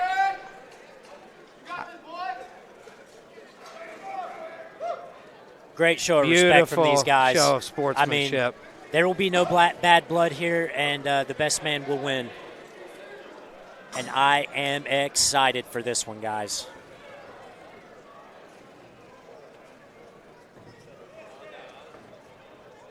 Both guys measuring the distance here, just looking for that opening. Looking calm. Beautiful left hook, right hand by Denzel. Eric covering up. Nice body shot. Eric gets out of the way. Eric looking sharp, though, but he got cracked with a nice straight left. I'd like to see him offer up some offense. He's got to give some back to Denzel and get his respect. Denzel has a really dangerous overhand left. That was a nice body shot. And there it was. Oh, good uppercut. Beautiful shot by Denzel Chapman. He's pouring it on. Eric gets the push off and meets him back in the center here. Eric needs to get Denzel on his back foot. Yep, he's got to get busy. We knew that Denzel would have the advantage in the open here. Ooh, Sugar Ray Leonard move there, winding up. So really, it's similar to the matchup last fight with Armani versus Rob. Rob needed to get that fight in close, and that's what Mon needs to do here. He's got to make it dirty. I'd like to see him start rolling instead of moving backwards. Thus far, Denzel's got him out in the open where he wants him Good rip into the body. Body shots there from Denzel. Beautiful jab. Eric's got to offer something up and get that respect. And, you know, I expected ring rust to be a little bit of a factor for Denzel. Straight left. Because Denzel's been inactive for a while. But you see, I think he's really starting to get comfortable here. Yep. Settling in okay. His accuracy is incredible right now. He's landing most of the shots he's throwing. Yep. Eric's got to do something about that. Yep. Well, and Eric even told us earlier, you know, one of his biggest problems is he feels like he's a slow starter. Beautiful straight right to the body there by Denzel. And Eric's got him up against the cage here offering some offense. And you see, though, Denzel bounces right off. Denzel, that's the thing about him. I've sparred with the guy. He's very hard to track down. He's hard to catch. See there, he slides just out of the way. Oh, beautiful. Almost a Superman punch there from Denzel. See that MMA background. Oh, nice shovel. Yeah. Denzel just a little too quick. He's fast. Eric's got to get inside and got to make this a grittier fight. He's trying to strike with Denzel on the outside, and he can't do that. When he's leaned up against him there, when they come together, he just needs to let his hands go. Yeah, Eric needs to let him rip. Right now. that was the time. You got to crash forward instead of back. But Denzel has big power. Yeah, yeah. 10 seconds. Eric's going to Beautiful uppercut from Denzel. Eric's got to let make loose. it gritty. Yep. And that's the end of the first round. We got 2 more 3-minute rounds to go. Eric's frustrated. He shook his head. I know just from training with him, he's not happy about that.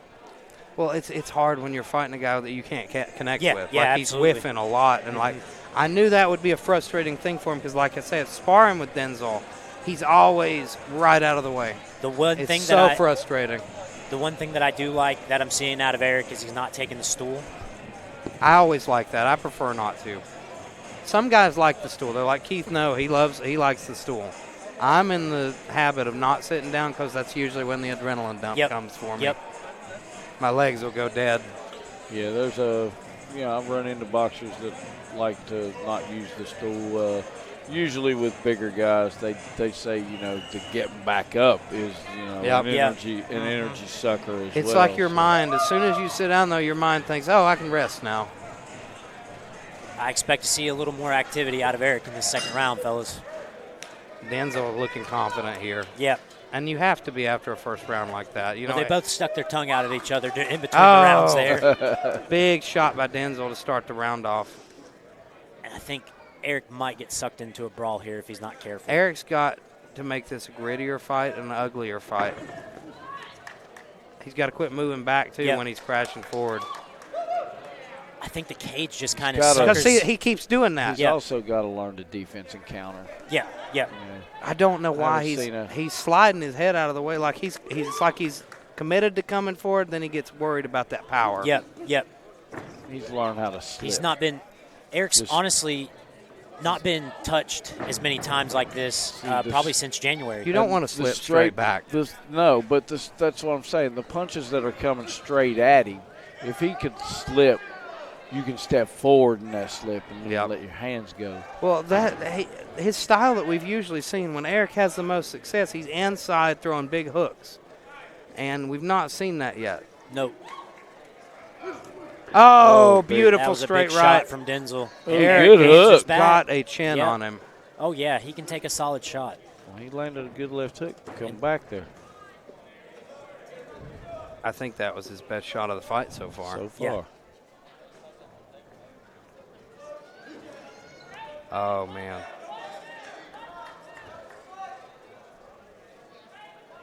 Oh man. Another straight right from straight left. Denzel Chapman. Yep. Yes. That straight left has just found a home. Really has.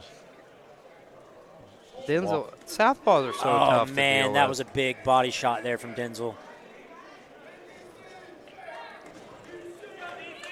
There's Eric coming out, having trying to a make little it dirty. bit of success there, but you see Denzel just slides right out of the way. Right. It's so hard to pin him down. Yeah, he's good. It looks like Denzel, obviously from the kickboxing and the MMA, he's got the better footwork here in the cage.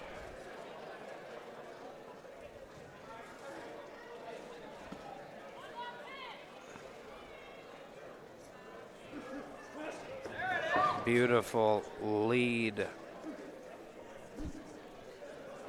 left hand by Denzel Chapman. He switched stances there for a moment. Volume, Eric, let's go! David Fournette cheering on his friend, and right as Eric gets tagged in the chin with a straight left. You gotta keep them coming. Keep them coming. Yeah, he needs to push him up Now's against the his cage time here and for go. Eric Mon. Punches in This- bunches, what he needed right there. Punches in bunches. But Denzel Chapman wise to it. Right?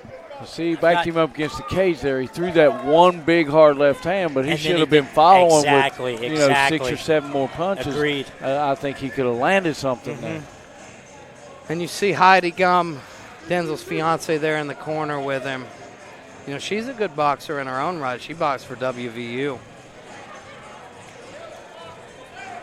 I've got Denzel up 2-0, guys. Yeah, definitely. It would be hard to see them score it any other way. Exactly. Thorin is trying to light a fire under Yes, Eric he is. right You now, can see though. it.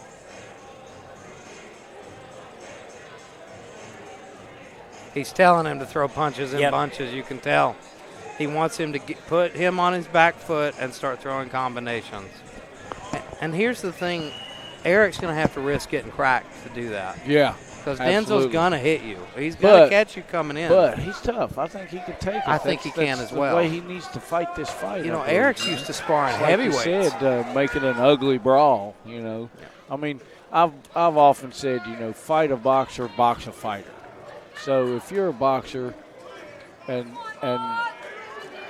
Eric's looking like he's going to leave it all out here in this round. Well, when guys. you're at a technical disadvantage, it's all the only choice you got. When you're a boxer facing a brawler, if he can brawl strong enough to not let you box, he'll beat you. Yep. Here's the thing: when you do that, though, you got to risk going out on your shield. Yep, absolutely. And to be quite honest, at this point, that's what I want to see from Eric. That was a stiff left. There he goes. And he sticks his tongue out in the middle of that exchange. He knew he hit him, and so did Denzel.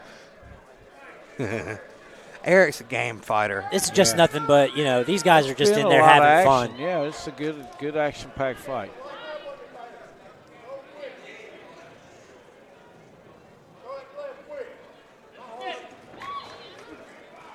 You know what I think an excellent fight would be is Rob Marinick versus Denzel Chapman. I would like to see that fight. Be a good one. I'll tell you what, though, I think Marinick definitely deserves a rematch. I do as well. I think he got robbed. I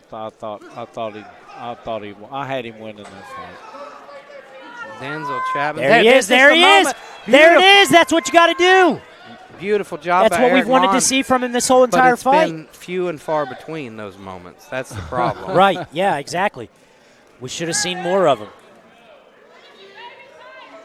And Eric playing a little gamesmanship. Oh, and Denzel answers back. Got no time to waste here, wow. though. Denzel with a good combination. I think he lit a fire under Denzel. He did. He did. Big right hook whiffs for Eric Mon. Eric's trying to catch him on the way out. He's just not fast enough. Denzel's head movement and footwork is too good. Actually, he is fast enough. His timing is off. I could see that. I could agree with you. That's what I was talking about a while ago. That's uppercut. What beats speed is timing. You have to know where he's going to be. Right. And they're jockeying for position here, trying to get out of there. A little bit of boxing grappling going on there. Good nice right combination. Hook. And Eric keeps marching forward. He is tough. He is. He doesn't stay down. Oh, he can take a mean shot. Good body shot. Denzel Chapman has put on a clinic here, though, tonight. He's just a little more technically sound than Eric. Denzel has such a unique style as well. He doesn't look like your traditional boxer. And Denzel calls him out for the ending of it. And look at him go, guys. They're going to sling it out here at the end. Denzel with a big smile on his face there and a ton of respect. Absolutely, yeah. Two guys it just was having fun. No bad blood between these guys coming in this. Just two guys having fun. Having fun putting on a show. And that they did. Yes. There was some gamesmanship in there. Yep.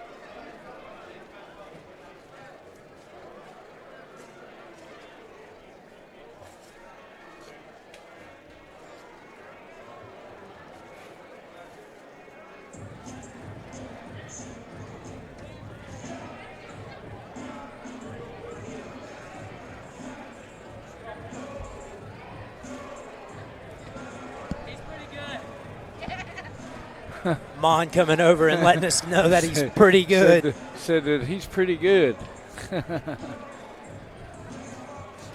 He ain't so bad himself, though. You know, he's come a long way. He's a game fighter. I mean, regardless of the outcome here, what a year of work that Eric's put in from coming from getting finished in his fight and going all the way, the distance with a decorated champion like Denzel Chapman. And Denzel with a backflip there in celebration.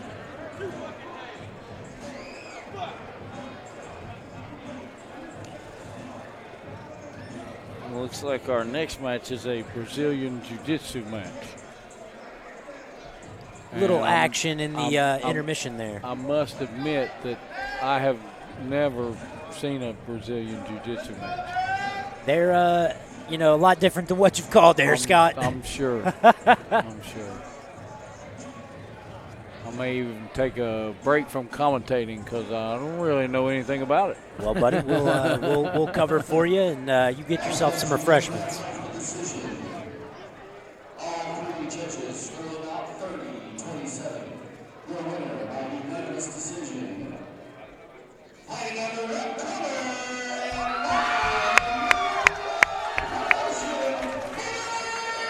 Great sportsmanship between Eric these Mon strapping him up. two. Great sportsmanship between these two.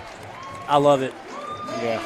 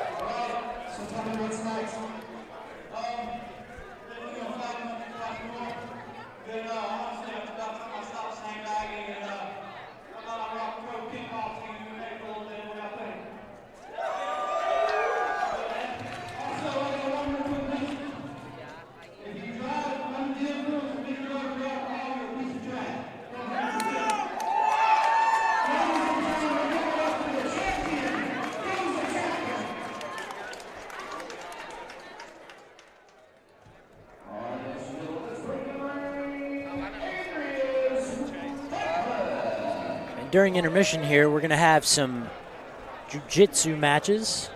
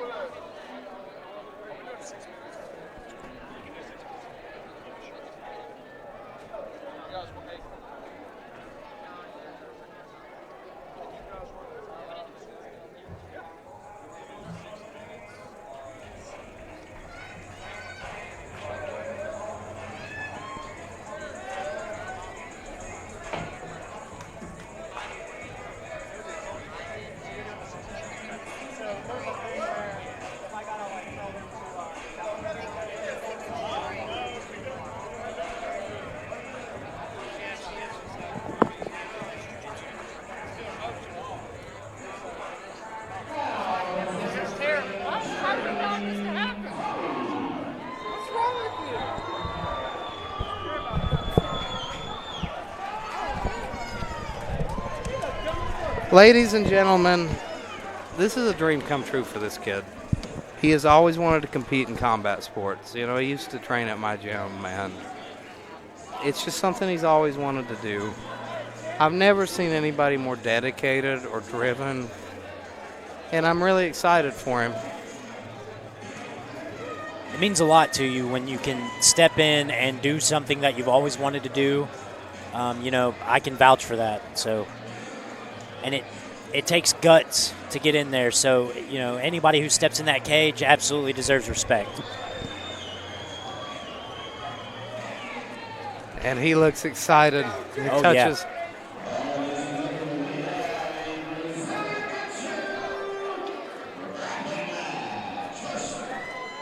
And we have our first grappling match of the night underway as the Fighting Fireman takes on Adrius Franklin.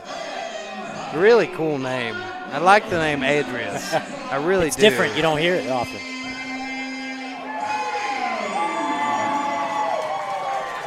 Warm ovation for this young man. And here comes Jeremy Tony.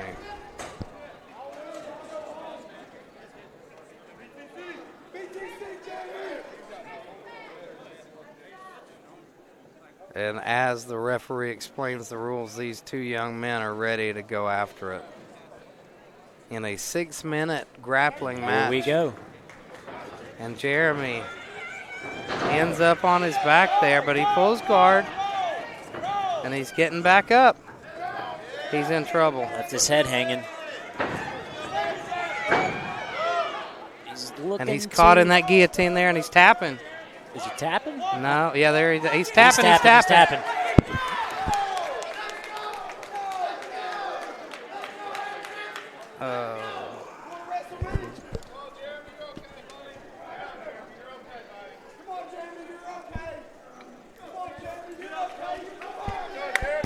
He's all right, and he's getting up.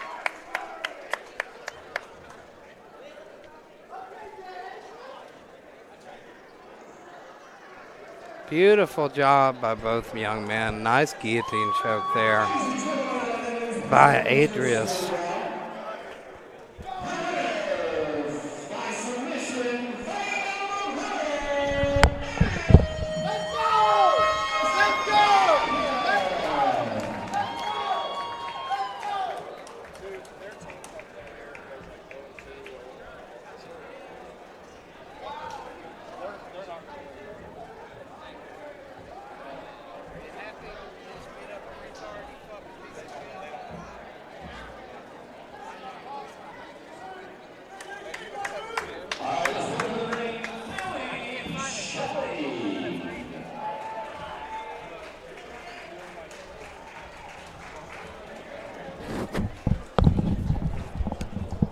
Now this next one,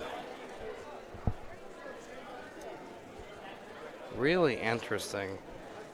I believe we're going to see Tim Dunn up against William Myers. Will this be under combat jiu-jitsu rules or regular BJJ? That's a good question. It's a good question, isn't it, Mr. Fournette? I guess. Oh, no. We've got Jessica Emmerich versus Lily Schelling.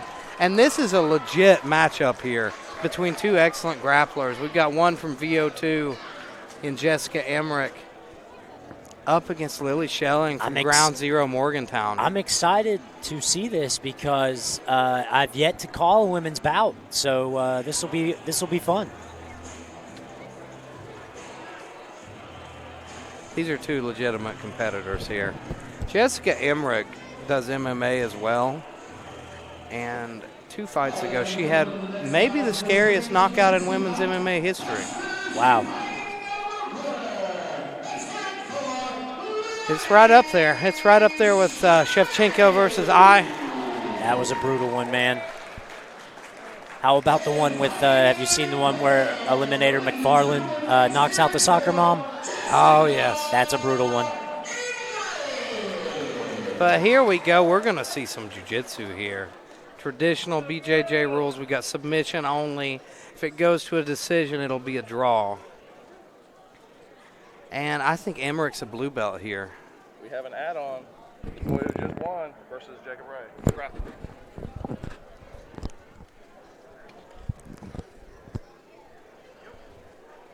And here we go, Elijah. And you see both competitors starting off very methodical, Yep. looking for those grips. And there she gets the collar tie and the wrist control. But Emmerich pushes her up against the cage.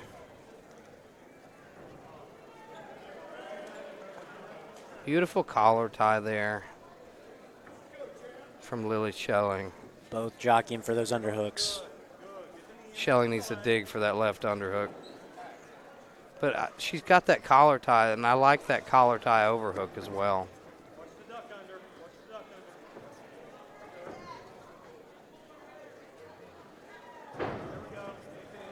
It's turned into quite an interesting wrestling match. It's yet to hit the mat.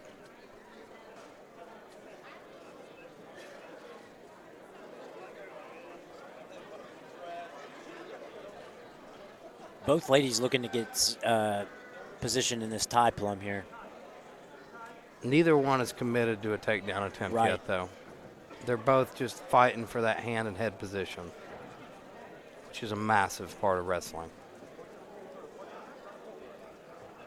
And you see the referee separates them, takes them to the center.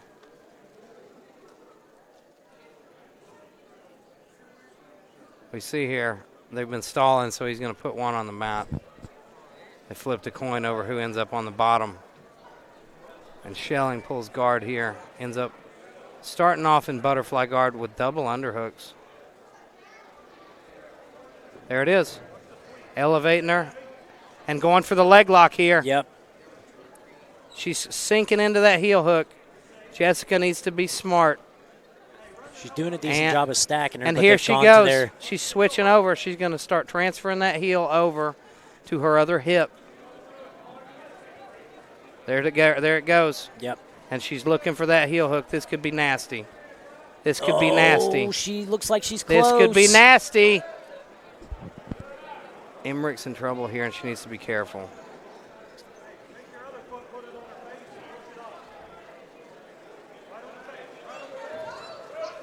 Oh. Hey, now. Kicked her right in the face. Oh, and she goes for a leg lock of her own. She doesn't have anything. Now she's in a better spot. She doesn't know quite how to finish that there. Her angle's wrong. The angle's not right. Now she's in a better spot for the straight ankle lock. That's what she needs to be going for. But you see Schelling's smart.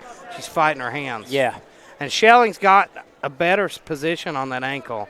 It's looking nasty. Yeah. It's looking a little bit nasty. And she's fighting it off. But she's switching to a heel hook now. Oh, man. She's really cranking on that straight ankle lock, but it's not having any effect. There you go. Schelling's doing a smart thing, getting up on top, putting her weight down on that foot. Nice leg lock battle here between these ladies. Very evenly matched.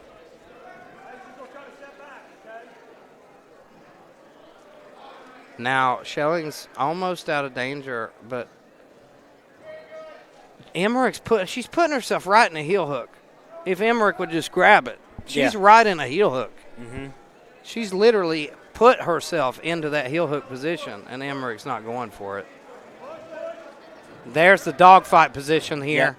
and you see that Schelling's almost got the back. All she's got to do is pop her head out. Yep. But you see, Emmerich's got a good head control here, and I think she's going to end up stay on top because of it. There we go, Schelling. Schelling needs to start swimming. Yep. Popping out the back. Yep. If she could just pop out her head there, she could go out the back and there wind she up comes. taking her back. There Yep, she comes. Here it is. She's just got to use her shoulder to get her head out, and there she did it. Here comes the hooks. And now Emmerich is in big trouble. Fully got the back. She lost one hook. Lost her bottom hook, and that's the important one. She needs to switch sides now. She needs to she's switch looking her to get hips. the body lock, but it's on the wrong side. Really needs to switch her hips here and drag her over to the other side so that she's got the bottom hook in. Yeah. But now she Now comes she's to the top, transitioning which to is the exactly top. what she needed to do to maintain that top position. But you see Emmerich's coming out the It's back coming door out the now. back as well. Good job by Jessica Emmerich. What a match here.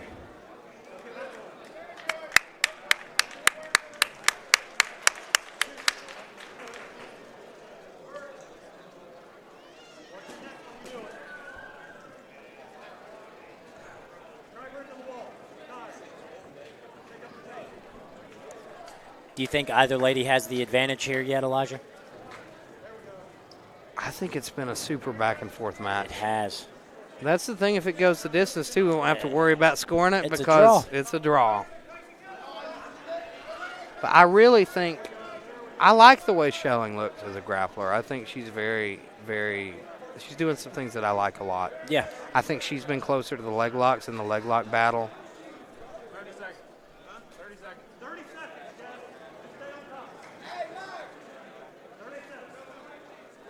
You see Schelling butt scooting forward.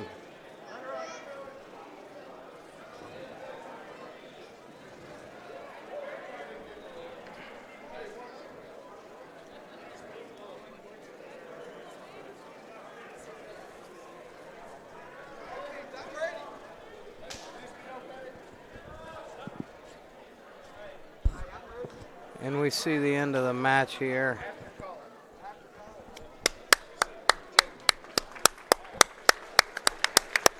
Great match from both ladies.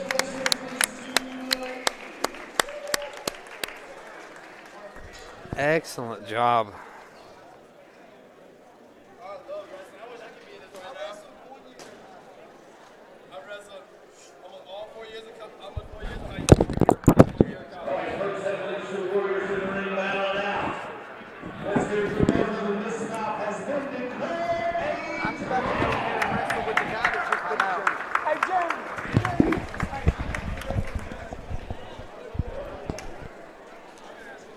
All right, ladies and gentlemen. And we continue our grappling intermission here before we get back to the action. And Jeremy Karchner steps into the cage after having a boxing boxing earlier match. tonight. The absolute madman that he is.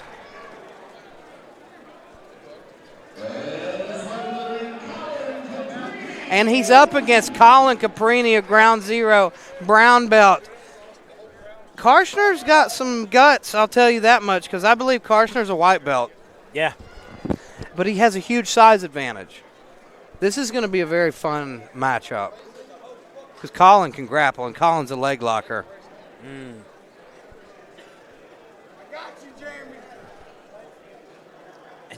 Colin more than happy to Colin start pulling on guard. his He's guard. not going to mess around wrestling with him. He's going to go for that leg lock.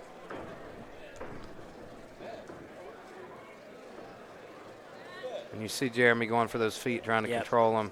But he's backing away here. You got to engage. Oh, yeah.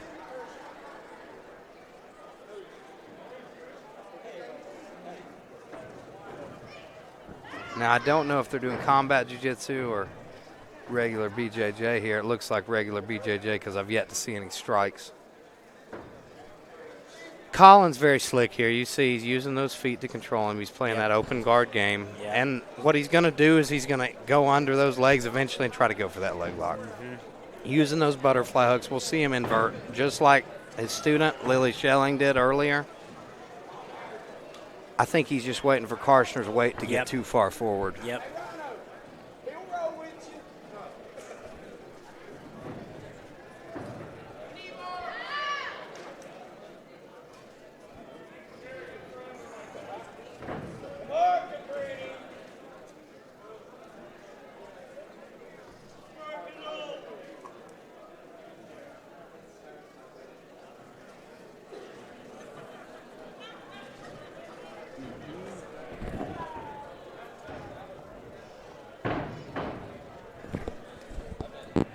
We see Karchner doing a good job, though, maintaining his base so that Colin can't get underneath him and sweep him. Karchner's a big boy. Defensively, Karchner's doing all right. He's got a good base, too. You can see, like, he's grappled before. Yeah.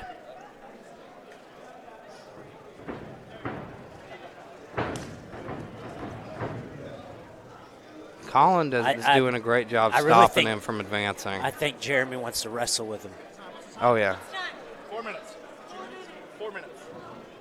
Do you think, Colin?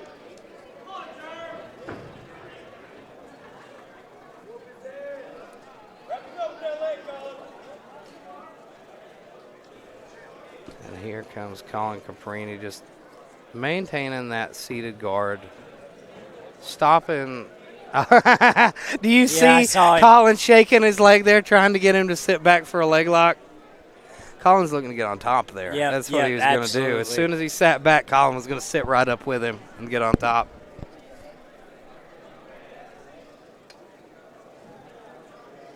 It's amazing that Karchner has the energy to compete after he boxed earlier today. He got the full workout in. The whole thing. The only thing he hasn't got to do. And that's what I'd like to see that. I'd love to see him wrap the head up like he did before. It was nice.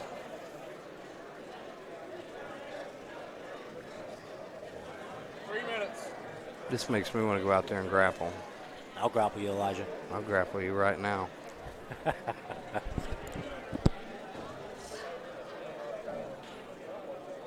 Can we keep the headsets on and call it our match? I think we could do it.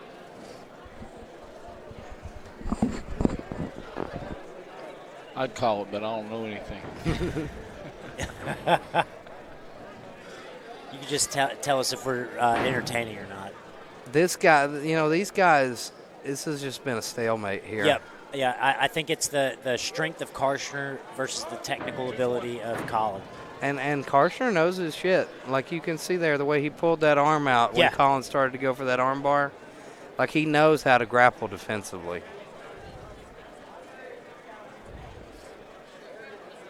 Here comes Colin. Looking to make something happen. I know here. that's that's his forte is being on the ground, but I'd really like to see him wrestle. See him stand up and wrestle and see if he can't I get a better think he knows position. with that size disadvantage, Absolutely. wrestling might not be smart. And for all I know, Karchner could have a wrestling background.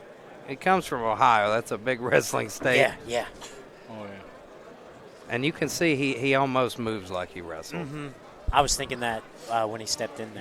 That's why like Kept his he's shoes got on. such a solid base. Yeah. He's got his shoes on. That's another big sign. And here's a minute and 30 seconds left of this stalemate grappling match between two excellent competitors. Colin's been looking for somebody to grapple him for a while now, and he's been having a tough time finding somebody.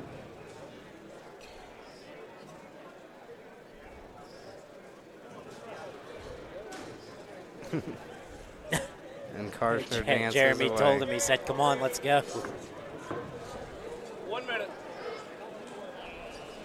Oh, and he was going to He Eminari on him. he started the Eminari roll there, but he was way too far away.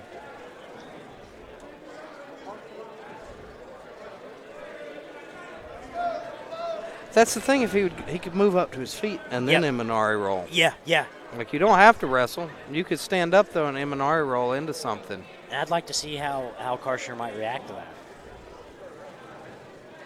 I'd say You he'd ever be been hit less with one of those? I'd say he'd be less used to dealing with that Yeah, than exactly. he would Than trying to just- defend the scoop. yeah. You ever been addressing hit the with an guard. Eminari?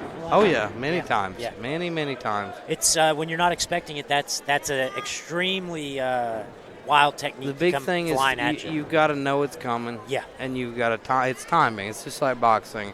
You got to settle your hips. Like that's what I'll do when a guy Eminari rolls on me.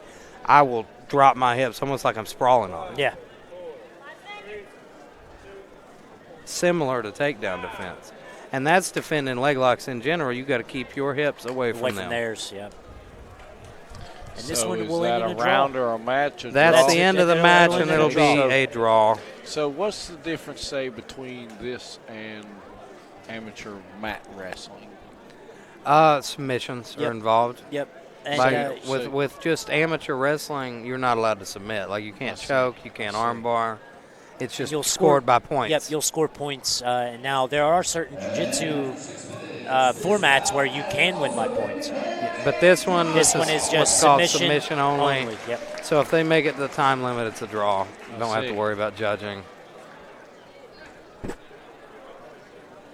We've seen two nice draws here. Those were two interesting matchups. They were good matchups. Maybe not the most action-packed match, that last one, but it was a technical battle there. It was interesting to see the guy on the ground pursuing the guy on his feet. Yeah. That was, you see that a lot in jiu-jitsu. That's that butt scoot position. That was definitely different. People make fun of jiu-jitsu guys a lot, and they're like, yeah, if a jiu-jitsu guy in a street fight, he sits down. And like, yeah. Come on. And here we go, seeing something really interesting. Jacob Ray is getting ready to grapple Adrius Franklin, who we just saw against Jeremy Toney. I'm not sure if you were here or not for it, Elijah, but there was a little bit of words had between these fellas earlier. Yeah, I noticed that after Jeremy Toney's grappling match, they weren't too happy with the celebration of that team. And so Jacob said, why don't you grapple me next? And here we go. And I'll tell you this, Jacob Ray can grapple. It'll shock you. A guy who's such a talented boxer, that kid can grapple. He has excellent Kimuras.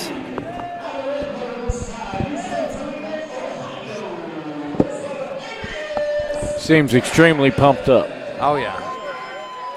Well, looks like he brings a lot of energy. Jeremy Toney, we just saw grapple with this guy and, lose, was our teammate. And he was kind of a really well-loved kid at our gym. And I think Jacob took it a little personal there, the way they acted after that win. So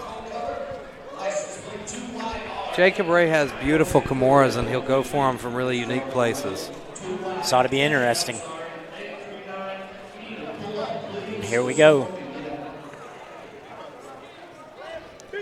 Is this same format for Yes, submission? sir. Yep, submissions only. I do not expect this one to go 6 minutes, and I expect it to be more action-packed than the last one.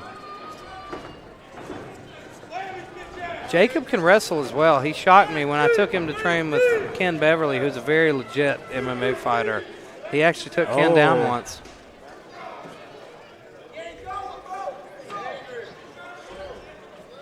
Adrius with some taunting. He needs to get active.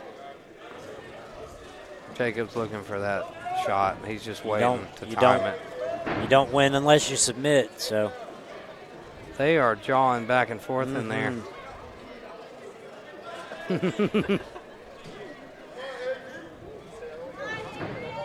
There we go. That's it. And he slides right past the guillotine, and he into side control. He's safe here.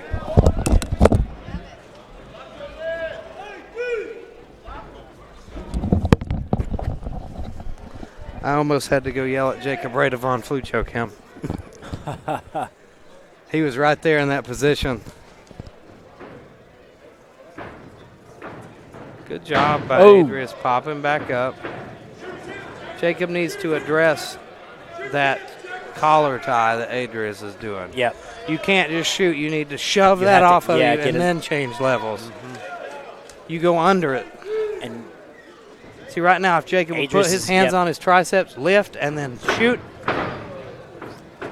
He's trying to just muscle him around.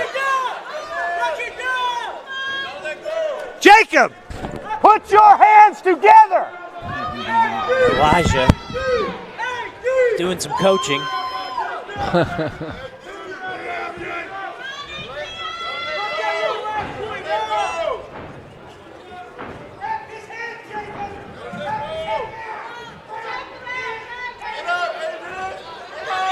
Jacob gets it. Got him with the he tap. He submitted him. Wow.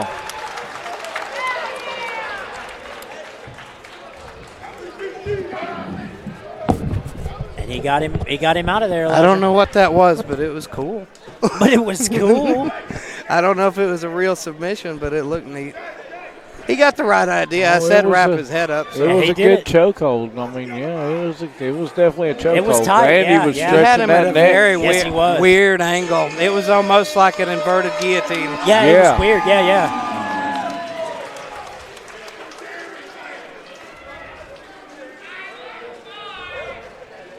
I gave Jacob a little more trouble than he expected.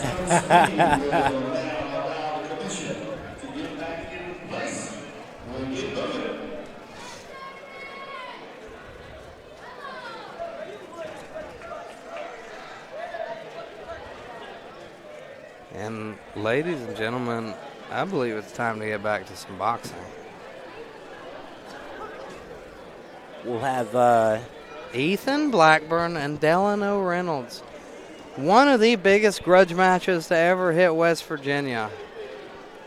These two fellas had it out in the crowd in Baileysville after their initial fight. That was the one. That was the two that got into it afterwards in Baileysville. And so this next fight is either potentially 2 or 3, depending upon how you would look at it. Well, you got to think how much that made Ethan Blackburn angry because he beats Delano, and then that brawl in the crowd knocked him out of that tournament. Right. Now, see, I didn't commentate at that show, but I believe I rented my ring to Keith on that one. And that was an incredible night of fights, and that fight was one of the most interesting moments because they absolutely went after it after the fight. Yeah. I mean, it was a brawl, and both guys got suspended. It cost both guys a little bit, and I think there's been no shortage of bad blood ever since. They were scheduled to fight in Oceana at that last card, and Delano didn't show up.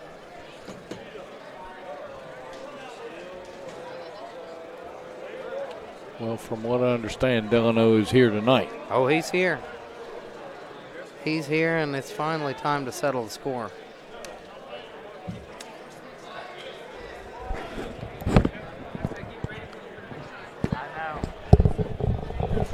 Billy Fox just came up to ringside and said, get ready for a bit of excitement. It looks like he's looking forward to this one, too. And they've got the right man reffing this one, too. I'm so impressed with Billy's work as a ref, and he lets guys fight. You don't see many early stoppages from Billy. Like, he will let you fight. And that's what I yeah, like was in a just, ref. that's kind of the way I was when I refereed. I've gotten away from refereeing, but I like to let them fight. You got to protect the guy, but you have to give him a chance. Exactly. Like he's a fighter. He knows why he's in there. Unless you see a guy turning away and giving up, you know. Right. I I would give a fighter a fighter's chance. I've stopped several because I've refereed so many fights, but and really when you're in there, you see it. You see when a guy wants out. Right. At the same time, I was going to say, I can't remember very many times at all where the fighter that I stopped had any kind of protest on it. When I stopped it, everybody in the building knew he was done. That's the mark of a good ref. I think they let it play out. But it is though. It's better to stop it too early than too late. Yeah. Well, it's a rare thing that we see somebody get seriously injured, but that's what these refs are here for. Right. And that's why they've got to be on top of their game. Well, they've got a good one for this one. And, with the bad blood between these two guys, they need a solid good solid referee. Absolutely. And nice to see you. And Mr. Karchner and Miss Jessica Emmerich are headed back to Ohio, it looks like.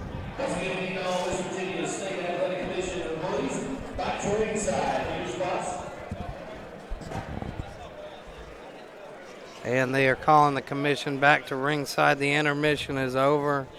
We're ready to get back with it.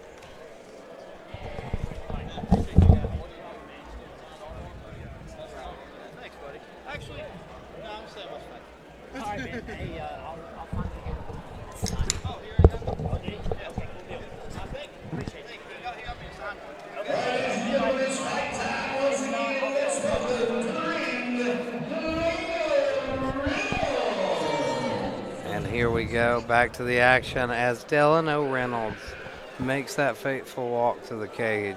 Now this will be, tonight will be the fourth guy out of that camp. Yeah, they've been busy tonight, that Toledo crew. Mm-hmm. Well, fifth fight for the night, I guess, if you include both of Adrius's. I've got a gym full now, currently looking for some matches, but most of mine are under 18, so we have to go with USA Boxing on that one. But it's amazing the young talent. I've got some good prospects, that's for sure. Well, we're excited to see you bring them out, Scott. I've got one 16-year-old heavyweight. He's 6'3", 280. And Lord. He is a monster. That's a big guy. He's had 7 fights. And you said he was 16? Yeah, he's 16. Woo, and he's not even done growing. Yeah, he's ranked 6th in the United States right now. He's finished as a national runner-up 2 times in junior Olympic fights. And silver Here gloves. comes Delano Reynolds. And something should be said about Delano. Since the first time I've seen him compete, he has improved. He gets better. Fight to fight. Every time. Yep. And he always comes to fight. Even his last fight against Eric.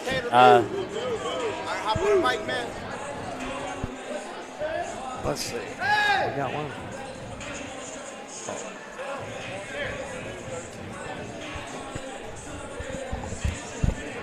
And we're going to be joined by a special guest commentator tonight, Armani Bellman. What's up, man? Jump in for Dave Fournette on this one. So how you feeling after that big win?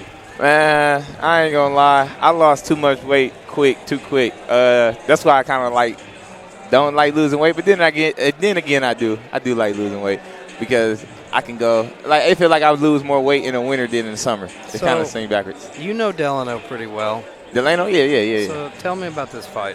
Well, Delano, we've been working on his footwork. I've been noticing he just kept falling and getting tripped up off of punches. So I, got him out of his comfort zone. Like, man, you got to stop being stiff, man, because you're getting hit with the smallest punches and falling. But you know what I mean? When you get punched and you fall, that's considered a knockdown, right? Yes. Just because his legs aren't under it. Yeah, because his legs, and then you getting tripped up from your own feet. So we was in the gym. I was working on him. Every time he tripped up, I popped the back of them legs, And stepping into the ring now is Ethan Blackburn. Ethan has been wanting this fight for a long time. Oh, yeah. It's a lot of tension on this fight. It's a lot of tension on this Ethan fight. told me before this fight, he said this is the first fight I've ever actually taken seriously. It's the first time I've ever trained consistently. Yeah, Ethan is a very solid guy. He's a solid guy. And, I don't know. I don't know if he wanted to keep this close to the vest, but he told me he might be done after this. He's thinking about retiring after this fight. He's too young to retire. Which I think is a shame. Yeah, he's got a lot of talent. potential. Yeah, I don't think he should retire at all. Well, he's come so far without real consistent training. Oh yeah, most definitely. He got a crowd favorite he crowd favorite right now for sure. I think a lot of people have been waiting for this matchup. Yeah, this is going to be a good fight. There's a lot of tension on this fight. What's your prediction? I think Blackburn beats him. You think so? Yeah. I think Blackburn is a volume puncher, and I don't know if Delano is able to deal with that defensively. Yeah, I mean, if he listen to everything we train for, I think he'd do good. The thing about Delano, though, he has improved every time I've seen him. Yeah, most definitely. We went through training. When we did training, every time he put his hands down, we could tell right now he got his hands up. Popping him in his head. Keep your hands up. You don't like getting hit. Put your hands up. Right now, he needs to be ready to plant that back foot, pull the trigger on that right hand. I think before that jab comes in like that. Exactly, right there. There you go. But if he do it right, man, he can land that shot hard. He's being a little lazy with that jab, and you see Ethan countered it with that straight right. Yeah, Ethan's a pretty solid guy. Got to learn to sit down on his punches. Delano. Like I say, they both got good potential. If they get their right training. A lot slower than I expected. Yeah. See there, Ethan's starting to pick up the rhythm a little bit. Picking up. He gotta have his hands up. And that's when he looks his best, is when he starts getting ahead of you. Most definitely. I say they both will have good potential with the right trainer. How you feel? Oh, absolutely. I think, look at Delano. He's 6'5" for this weight class. He's so long. He got. But there see, you go. that's his problem. He has no head movement yet. No head. Yeah. He keeps that head on the center line, and he gets cracked a lot because every time. You got to shift. You can tell he being a little bit more solid. Oh, beautiful right hand. That's a good right hand. Got to learn to quit popping that chin up in the air like that. He's bad for it. He keeps that head right there, and he just moves straight back. He's not cutting angles yet, but he's getting better with it. Yeah. Hasn't learned to put his hands up and catch those punches while he's stepping off. Like you do. Yeah, like me, I know how to step backwards. Ooh, he knocked that mouthpiece out again. Oh. He doing. You see there, Delano looks frustrated after that first round. Yeah. He shook his head. Me personally, that was a very good round. It was an all right round. That was a close round. But I feel like nobody would know until the second round. That's when everybody, Delano had 2 moments where he was landing combinations, but throughout the round he was landing single shots. Yeah. So tough round to score. Yeah. It really is tough round to score. You can score it either way. It just depends on the judge's taste. Most it's definitely. hard to know what these judges are watching as well. Right. This what Floyd Mayweather coach told me. Al Mitchell, Hall of Famer. He told me, in order to win, don't let the fight get close. If the fight close, you lose. Yeah. So that's why when I fought, they most people would say, "Oh, I'm running," but I'm too tall. I'm 6'4". That was the first time you've ever fought 3-minute rounds as well, right? And I thought it was 2 minutes. I'm not ever gonna lie. I was that's why it brought me a minute. Ooh. Good right hand by Delano. Beautiful straight rights. Ooh. He's doing a little better. Footwork a little bit more. Ethan came back with his own straight right, though. It looks beautiful. Yeah, you see Delano flip that back leg picking up. He needs to keep that down. Yep. He's doing a lot better, though. I think this fight will be a little bit more. He gets a little bit sloppy sometimes. Yeah, he trying to rush the point. He trying to rush his punches. You got to take your time. Sometimes you got to pick your punches, right? But in the beginning, when we first saw him compete, all of his punches were like that. Now he's starting to sit back and actually throw cleaner punches. Yeah, that was one of the problems when we was training. I told him, like, you got to chill. You rushing your points. He's landing right now. I'm telling you, man, he's winning this round. Yeah, he winning. He winning. He's They both pretty definitely winning tough fighters, this round. man. You know, but the dog will come out on the third round, you know. Ooh, that's a good punch. Best shot of the fight. That's a good punch right there. He can't let that punch get to him. No, you got to answer it. Yeah, you get hit, you gotta deliver at least 5. You got to answer it.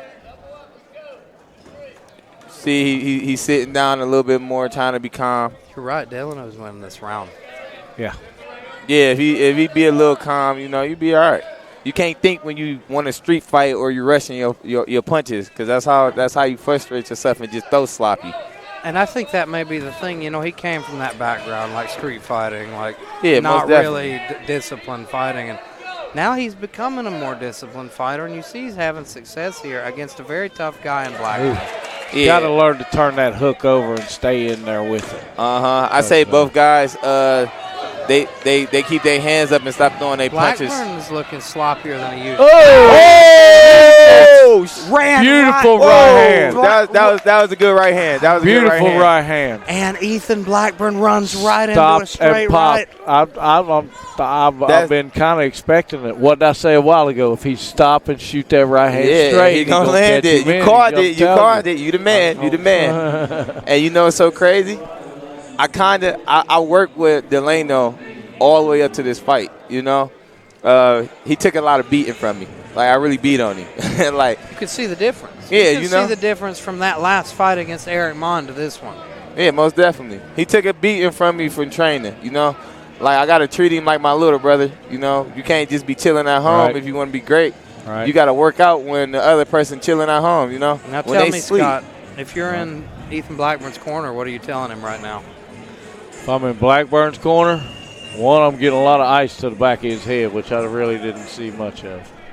But, I don't see any I know ice they hit in him there. with some water, but I don't even know if they've got any ice. Should have definitely been hitting the back of his neck with some ice. I say, and the next thing I'm telling him is don't let that bother you, and you have to learn to get in there and get in exchanges like he's doing now, and keep the pressure on.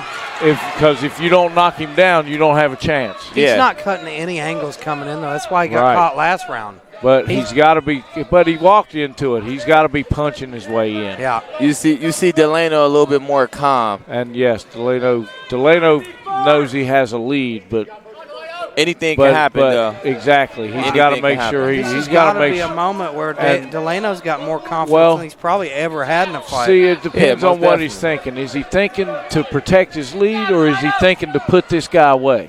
You don't want to rush a knockout. No, you don't. You don't want to rush a knockout. And that's what he's got to do. Another big straight right from Delano. You got to stay patient. If I was in Blackburn corner, I would have told him just tighten up a little bit. If he keep his hands up, he can score.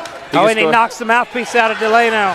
No, Delano knocked Blackburn. Oh, they fighting. It's a brawl. And finally, yes, the boxing match has stopped and the fight has broke out.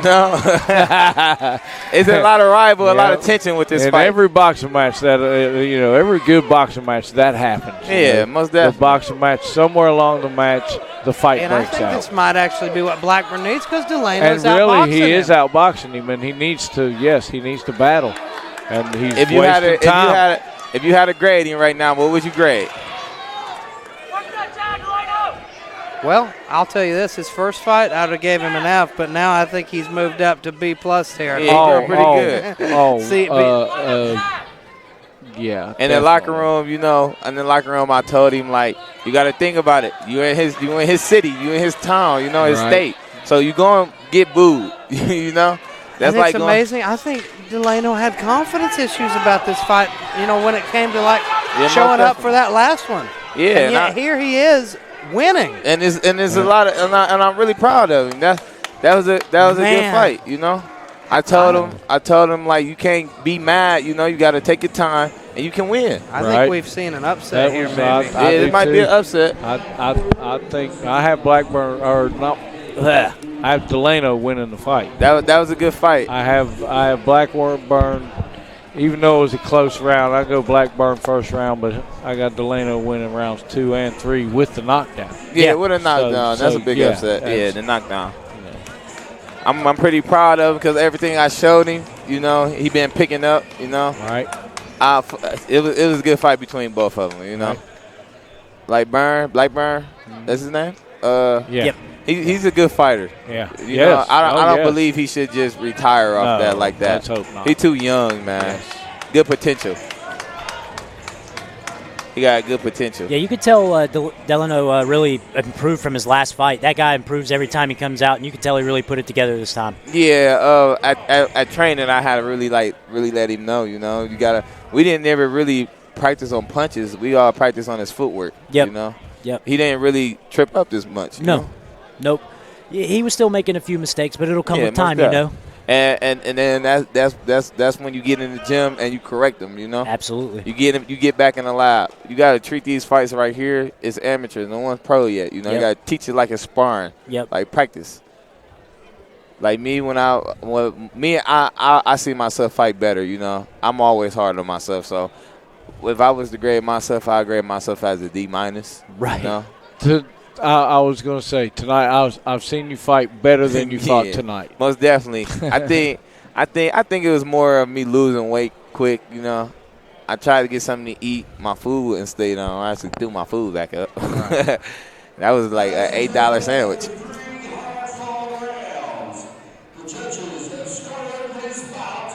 This one might be a little pretty close. What? A draw? They called this a majority draw. That's not a draw. I can't. Not a draw. I can't agree with that. That is saying that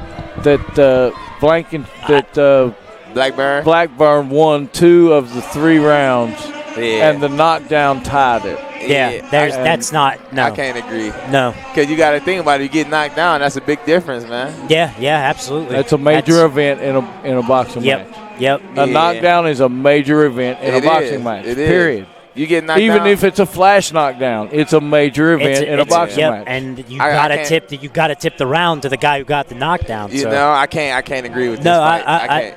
I agree with you, Armani. I can't agree with this one.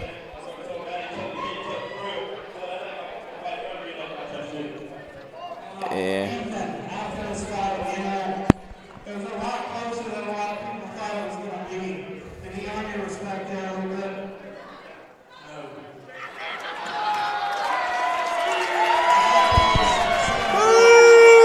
Yeah, it's a lot of bad sportsmanship. Yeah.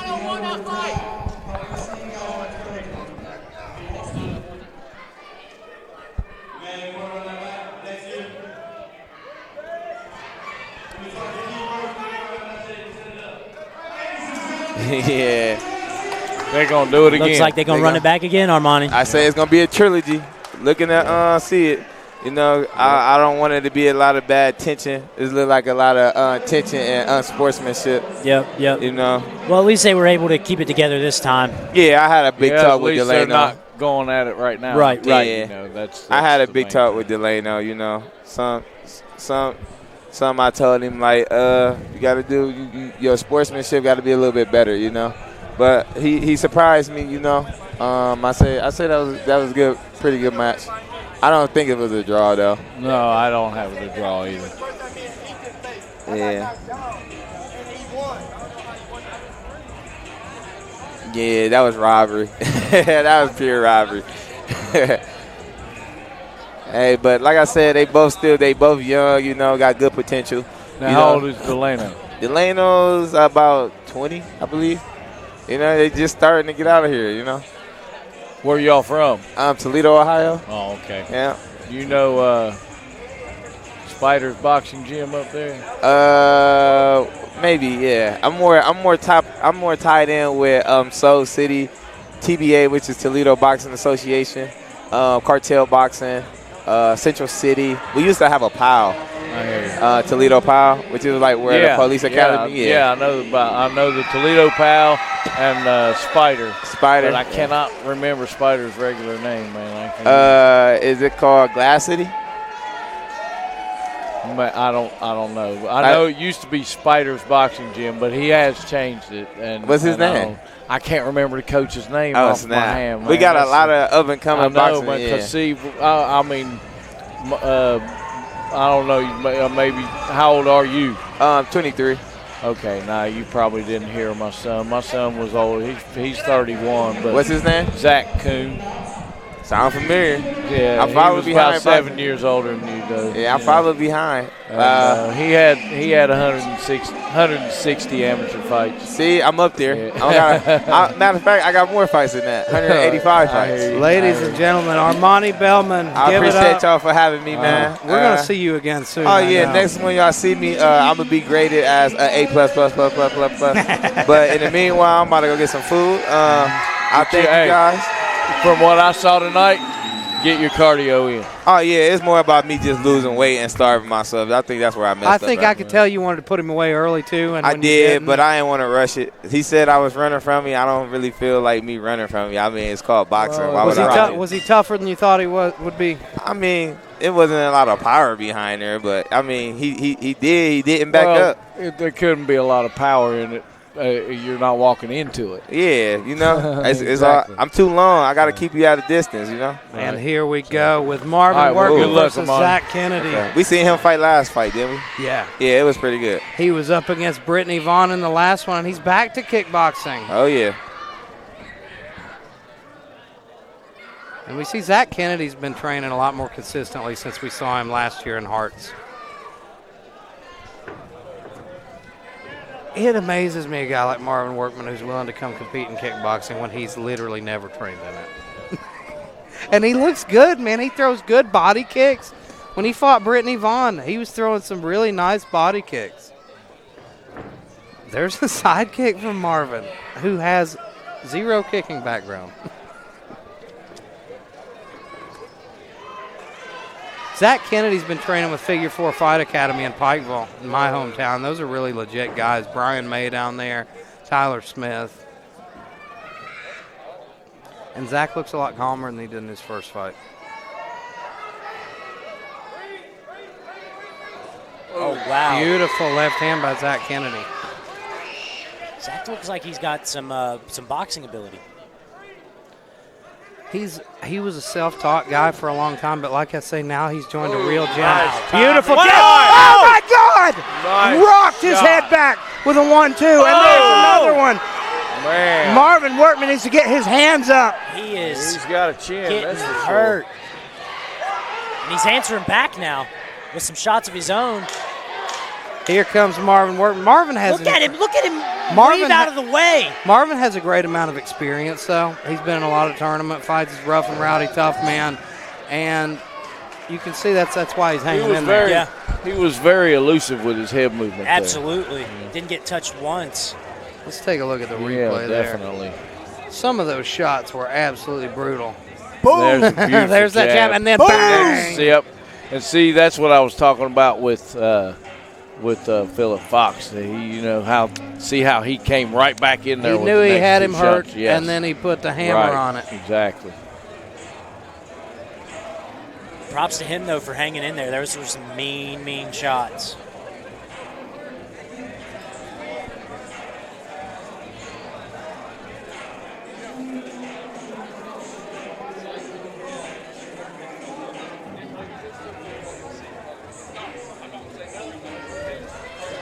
Beautiful first round from Zach Kennedy, who looks night and day different than in his first fight. And you see the Right. difference that a real gem He was can very make. elusive with his head movement as well.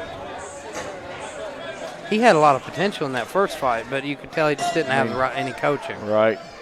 From what I saw from the head, I mean, it needs some polishing, but it was still elusive. It was The working fact that for him. you've It got was working for him confidence very well. to do that as well, to drop your hands and roll and slip away from those shots, it shows that he's been in the fire before. Look at him slinging leather, Beautiful. letting him go. Both these guys are such fun fighters as well. Marvin is always a fun guy to watch. I hate how low he keeps his hands. Yeah, as a coach, that would drive me crazy. It would. like, you know, with a guy with the speed like Kennedy has and straight punches, Right. there's just no way you're going to get your hands up in time to stop it. No. And it's not like he's out of the way. He's standing right in front of him. Mm-hmm. Oh, see there? He's just not quick enough to get those hands up. Left hand. And another one. Another one. He's another getting one. pieced up. Oh, Dude, and he back. answered. He's coming back He on hurt him. Good body shot, too. Oh, my God. Wow. Puts him down. He really answered well. Oh, my God, Marvin Workman pulls it out I of think the he fire. ended it. It's Comeback. over right here. Wow. Baby. It's Wow. over right here. Wow. Wow. What a What comeback. a comeback. What a comeback.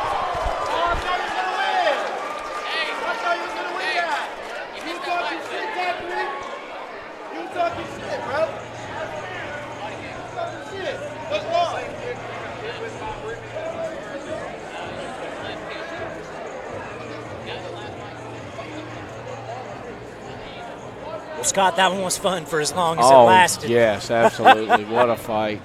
What a fight. What a performance from both fighters. Yeah, absolutely. What a shot.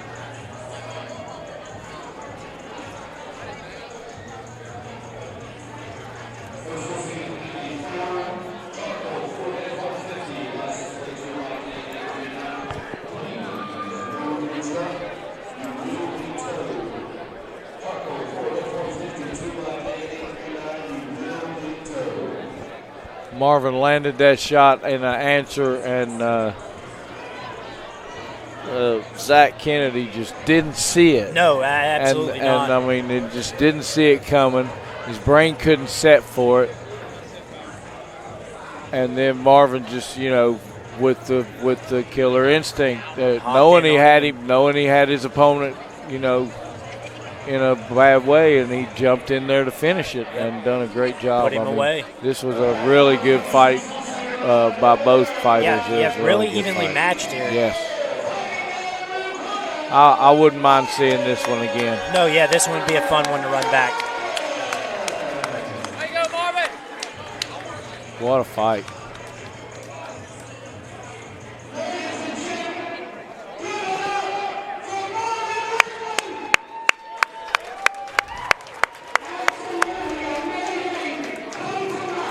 Go, Marvin.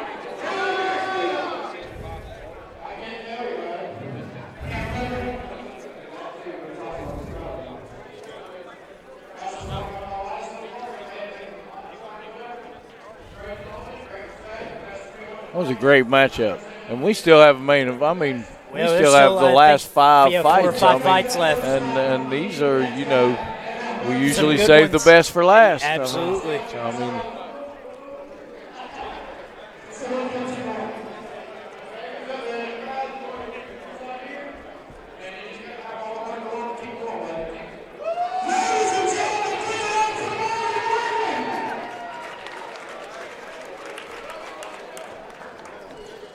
all right, we go from kickboxing to boxing on the next one. Theo Accord versus Jarrett Wicker.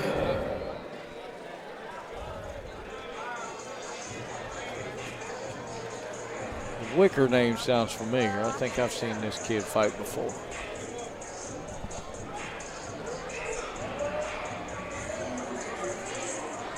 I believe Elijah was referencing this fella earlier. Wicker. Yeah.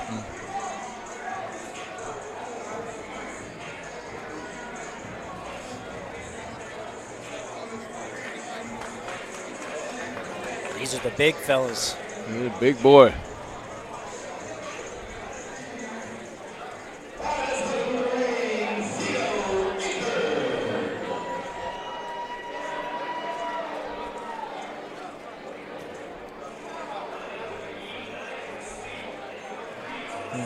Tucker Lambert in his corner.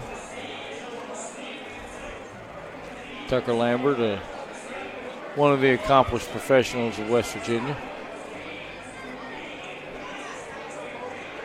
Been in the game a long time.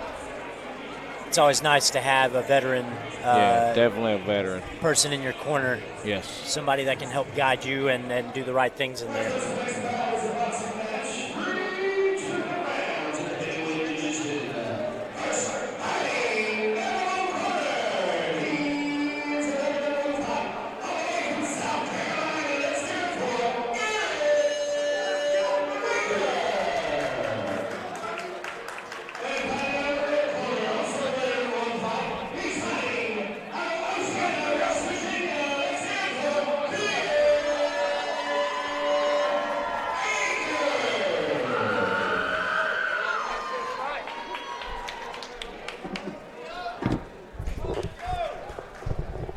two guys chasing their first W here.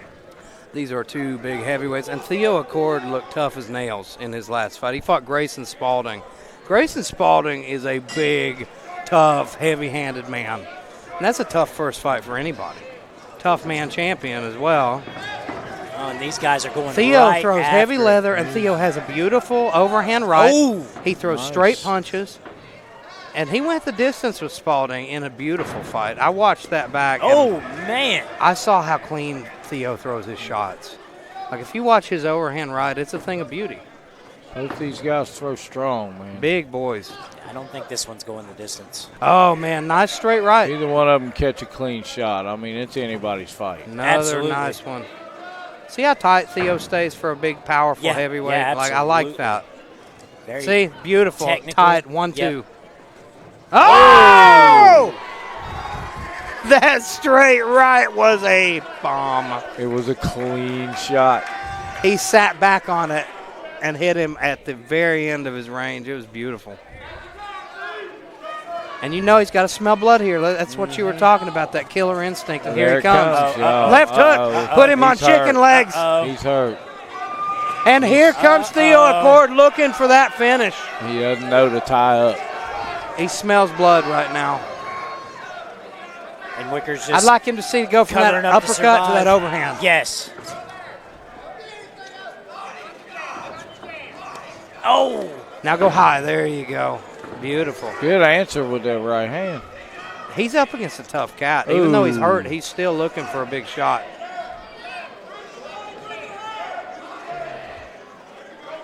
He lands that again.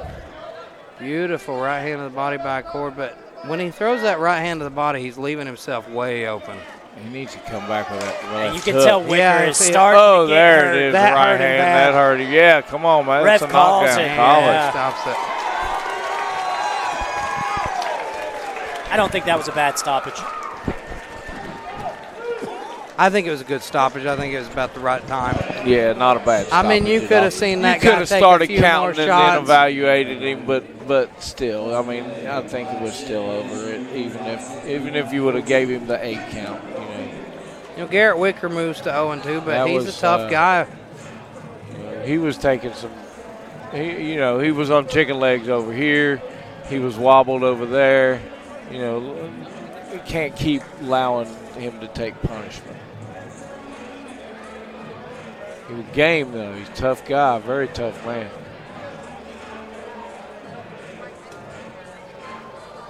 Wanted to keep fighting. Oh, yeah. Yep. You know, it's nice to see.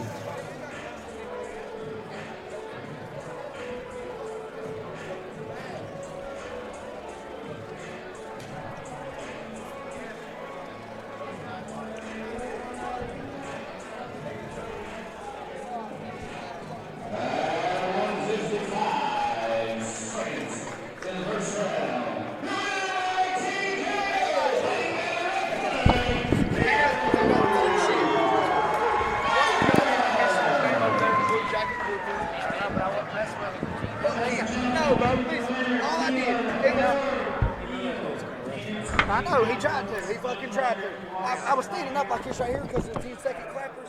He was like, shoot that girl down. So I looked at him, I was like, man, you ain't got to cuss at me like that. Exactly. I was like, man, you ain't got to cuss at me like that. Respectfully. He's like, dude, you can get the hell out of here and go to jail. And he started grabbing me. I was like, show me some respect. Like, all I did, literally, I stood up and I grabbed the stool because of 10 seconds.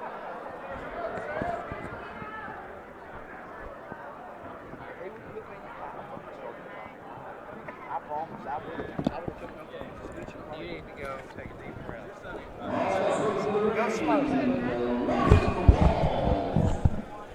All right, ladies and gentlemen, next up we have Cole Ward versus Logan Walls.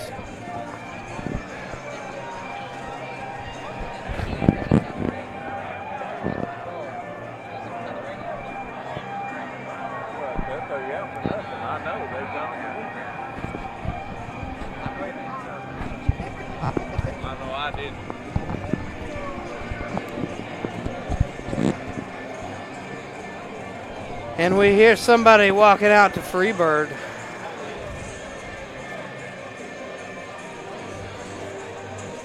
And the best part of Freebird, the solo. I know exactly. They started it right at the solo. I like that.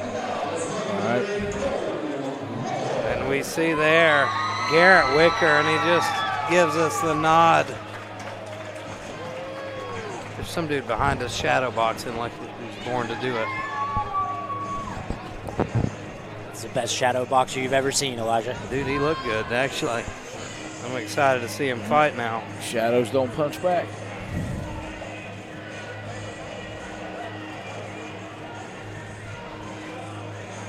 And we've seen Cole Ward a few times. The first time we saw him was against Czar Parish in MMA, and that was that gift wrap.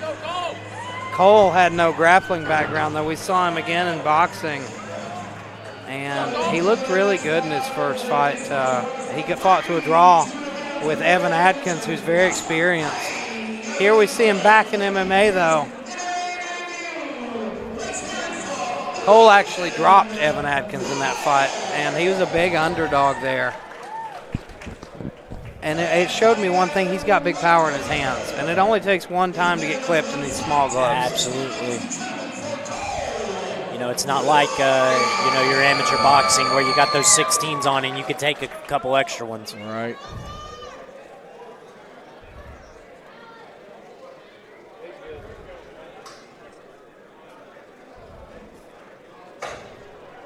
Let's go, Cole. And here we go. Here we go. And a bow. 185 middleweight MMA. And here comes Cole in for a takedown, but he telegraphs it way too much. He didn't set that up at all. Nope. And you see now he's getting thrown around by Wicker. He's got the underhooks, and he's looking for that trip, and he lands it. Beautiful job by Cole Ward. Ends up right in mount, and this could be bad. Oh, man, Wicker's blocking a lot of those. Wicker needs to get his. There you go. He's fighting Walls, back. fella.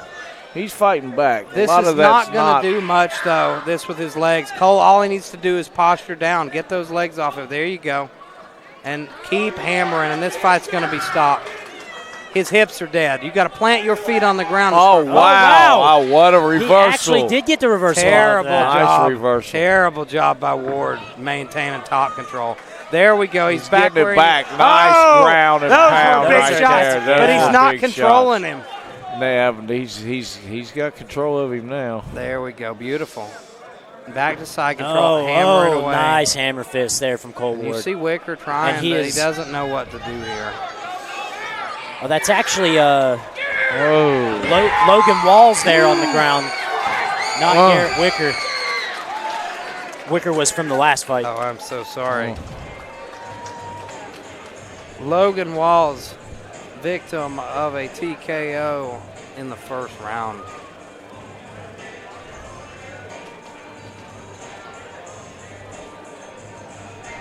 And you know Cole Ward's got to feel really good. Oh, that has to be. He gets the stoppage. And he took him down. The same way he got beat in his first fight, you know. Yep. Lands the takedown. His grappling looked much improved. Like I said, when I first saw him, it looked like he'd never grappled in his life. This time, he seemed to know his stuff a little more. You see there, like him getting bucked off in mount by a guy throwing his legs up. It shows how green he still is. Yes. But he's got a lot of potential. Yeah, he looked good. He showed that he is at least gaining some competency on the ground. That was just a tall order to fight Czar Parish in your first fight. Yeah, especially after what I saw, this evening. Czar is the real deal. So absolutely. I would put Czar as one of the top MMA prospects in the state, actually. So much so it's tough to find people to fight the guy. It happens. And it showed me right away how tough Cole is to accept that fight. And we see here, he's back. And now he's in the winning column. He's went from a loss to a draw, now to a win.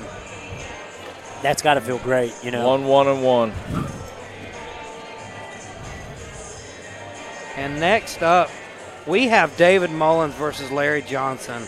I've been really excited to see David Mullins fight again.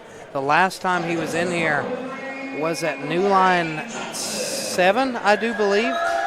Actually, New Line 6, the very first card I ever called. David Mullins got knocked out of the night. He's a very tall guy for this weight class. He's 6'5", 6'6", maybe, and fighting at 155. Oh my, yeah. He's able to make 145. That's impressive. And when he gets you on the end of his straight right, you feel it. And he's so long.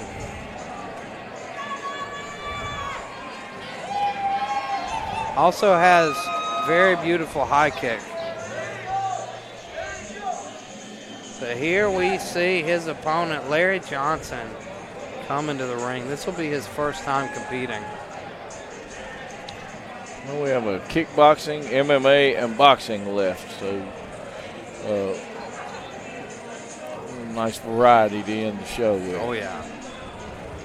I love these New Line cards just because of that. You get to see every aspect of combat sports.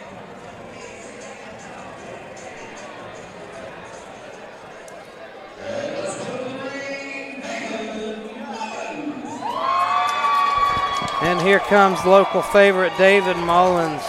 He used to train under Greg Dillon here. The training partners with Michael Watts, Brandon Boggs, a lot of guys we've seen before. And we see the height there. My of David Mullins. word. Taller than Aaron Smith, who's a very tall man himself. Yeah. I'd say that's got to put old David And at you about said he can make 6'6". 45? Yeah. That's impressive. 6'5", 6'6", That's unheard and of. can make 145. That's unheard of. I don't know anybody at the UFC level that's that tall at that weight. Zabit was the closest, and I mean, he's gone now, so that's impressive. So you trained with Greg Dillon from Boone County? Yeah, he trained with Greg Dillon. So you know he's got a little bit of a... Greg from Madison. Yeah. Okay. See, he's got a bit of a traditional martial arts background. Uh-huh. Now, is David from Madison? I believe that he is from Dingus. I grew up in Madison. That's why I'm... He's from right around this area. I know that. I think it's either Dingus or Kermit. You know, one of those areas, surrounding areas from here. So he's close by. Dude works all the time. He works full-time job in the mines, still finds time to train. And I got to give it up for those shin guards. Those are some good-looking shin guards he's got. You know, David took a loss to Bobby New, which really surprised me. But ever since then, he's looked flawless. He's just so long. You see there, he's not using that range. I was going to say, I'd like to see him keep using that teep kick. Yeah, there you go. Keep him at distance. With length like that at that weight, it should be really hard for a guy to get inside on you. Absolutely. The jab and the teep kick here should see, there's that right kick, and I've heard his high kick's beautiful. Oh, beautiful teep. Ooh, there's one straight right. I've held mitts for David, and he's got surprising power. Well, length, gives you leverage. It's that distance. When he puts you on the end of his straight right, that's a lot of distance it covers. But right now Johnson is on him. He's getting walked down. He answered with a good right hand to get him off there, but he needs to keep throwing punches. Ooh. Oh, there we got go. him up against the cage here. There we go. That jab snapped his head and back. These guys are trading right leather hand. here. There's that straight right, and it hurt him. These guys David needs to shove away. Yeah, David's got him hurt. He needs to shove away, keep that Oh, range. he's got him nice hurt. straight. Oh, nice.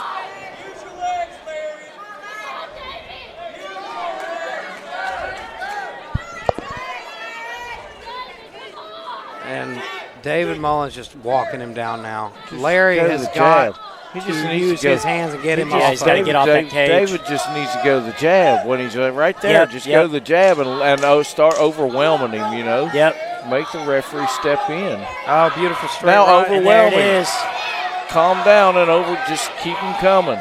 You see, though, he got caught there. Yeah, there's the getting bell. a little too sloppy. There's the bell. Beautiful first round from David Mullins. He got caught a few times, though. But he dominated the round. Oh, yeah. I think They were happy to exchange some leather there. I think he gets a little overzealous at times and leaves his guard open. Right. Still a little awkward. See it on the replay there, just flurries of punches. Dave Mullins, real good job that round. And you can see his power, too. You can see when he hits his opponent that he feels it. Exactly. Makes a statement when it lands. And you see there, you've got Chance Grillett in his corner. Chance is an incredible fighter as well.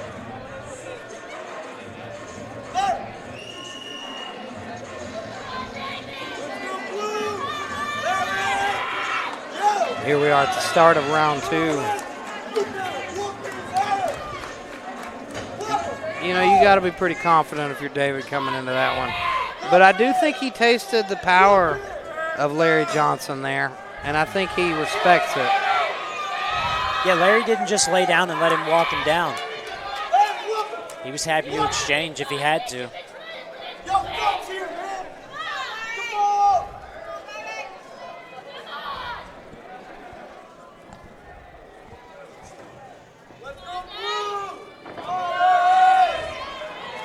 Nice kicks from Mullins. I would love to see David go high with that. He's went to the body several times now. I'd love to see him bring it up high, as tall as he is. Bobby Johnson. Now here we go. Larry Johnson. Larry Johnson pouring it on, trying to make something happen here. Here comes Mullins back.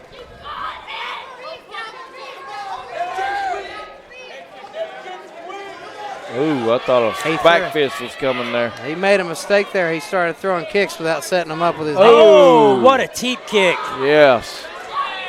Shoved and those him will right those back. will take it out of you. Yes, yes. And you see the mouth of Johnson wide open. You know those body shots have got to have Oh, yeah. affected him. Yep. Absolutely. There's another and a body kick. His hands have kind of dropped because of it. He's barely That's able, why I would like to barely see able Mullins to hold go his- high with that right. kick. Yeah. Barely Even- able to hold his mouthpiece in. Yep. Even Oh, Good big body he shot. hurt him to the body Another there. good body shot. Ripping him there. If I was in Right. his corner, I'd be calling him to rip the body. I What think he was could that? stop him. Something looked like something just flew out of the glove. I there, like- saw that. Maybe out of one of the This kicks. is a beating. Oh, this is a beatdown. You know the ref's taking a close yeah. look at this. Oh, and he answers with a big Johnson right hand. answers back when the ref's telling him to. It's getting a little sloppy. I think both guys are getting a little bit tired. They're getting winded. Oh, David Mullins is just pouring it on. The bell just rang. David Mullins breathing a little bit hard coming into the corner, which he's put on a clinic here, so.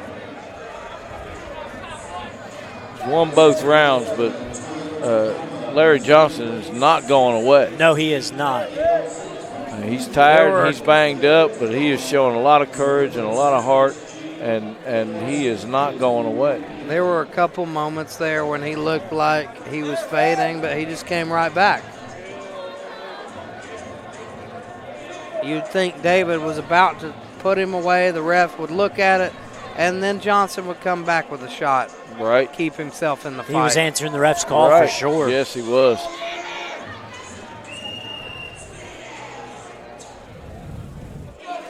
And they tell you in those pre-fight meetings, if you hear them say, work, you better show me something, you better work, or something like that. I mean, that means they're about to step in and stop it. If you don't do it, they will step in. And you saw that ref over there calling for him to do something, and he did. Yeah. We talked about it before. You've reffed. You've got that experience. You usually know when a guy wants out of there. Oh yeah. No, he wants to fight. He's just trying to figure out a way. He's game. He lost balance there. Yeah. He's game, and he's fighting against the odds, with such incredible difference on height. Believe it or not, I think he's got a shot in this fight. I think David's faded. He's got to hurt him. I think David's tired. And we've seen David get stopped before. Well, if Johnson wants to win this, that's what he's going to have to do. He's going to have to risk getting knocked out. Oh. Yep. He has no problem answering back.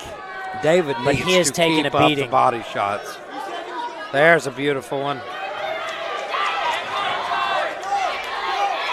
Man, you've got to admire the heart here Oh, of Larry absolutely. Johnson. I'm saying, I think David's fading. Here. Oh, man. but no. Johnson. Come on, dog. You can't give So up, is man. Johnson. Johnson is dog tired. Yeah, he is. This is where you got to find out what you're made of and dig it out of you. He's stepping backward. You can tell he's fading hard. Gather it back up and come back out with it. David needs to rip the body right now. Absolutely, and I think he's He's just tired. Yeah. Oh, nice little Nice slip, slip, but he yeah. was too tired to rip back, I believe. Fatigue showing on both of them. Absolutely. I don't think either one of them have a knockout punch in them. That was a nasty low kick. That though. was. I'd like to see more good. of that. Another good front kick to the abs. Double jab to back David him has off. yet to hurt him to the head, but he has been hurting him to the body. At this point, I think Johnson is really just trying to survive Yep. more than he is trying to win. Get that moral victory, making it to the distance. There you go. I've been there And- myself when you were so tired that it feels like and a there's victory. nothing wrong with that Yeah. at Oh, all. no, you know, yeah. there's nothing It wrong with feels that. like a victory Sometimes- making it through. Exactly. Sometimes it's a fight to the, just to get to finish. Yeah. You got to fight to get to do that. I remember my last fight. After the first round, I was absolutely done, and that voice in my head was like, "Just quit, man." Like it's not that big a deal. Give up. Right. But I knew, I was like, you'll never forgive yourself. No. Right. And once you do make it through, you feel like you have accomplished something. And you win or lose. You've shown yourself what you're made of, what you're capable of. Well, it's easier to quit. Exactly. It's a lot easier to quit. It's a lot easier to not step into here Yeah. than do this.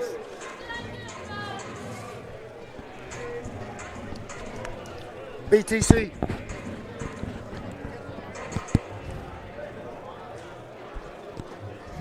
Ladies and gentlemen, we have had an incredible fight card, and we got two more in store for you. MMA next with Sheldon Starcher, younger brother Preston Starcher, who we've seen came a long way, got the victory in his fight earlier. And Dakota Zubia. Zubia was warming up behind us a little bit earlier, and he looked sharp. Have both these guys at 0-0. They're both making debuts here. Sheldon has competed in kickboxing before. Unusual for a match like this to be this late on the card. Well, we split up. This is almost the undercard. We did main card, undercard here. A little bit different.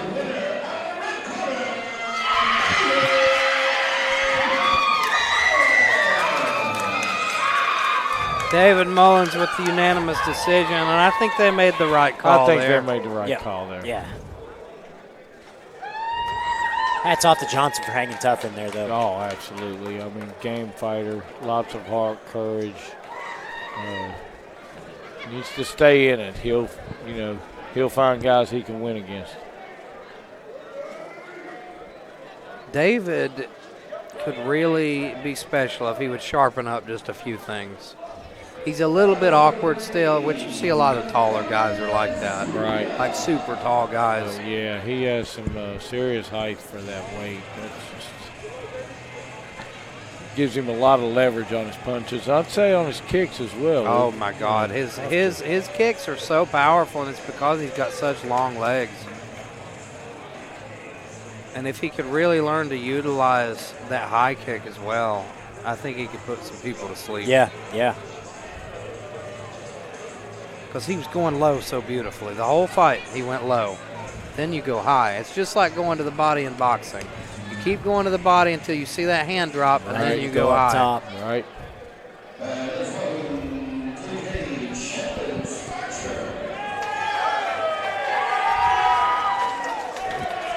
You see Zubia here looks legit.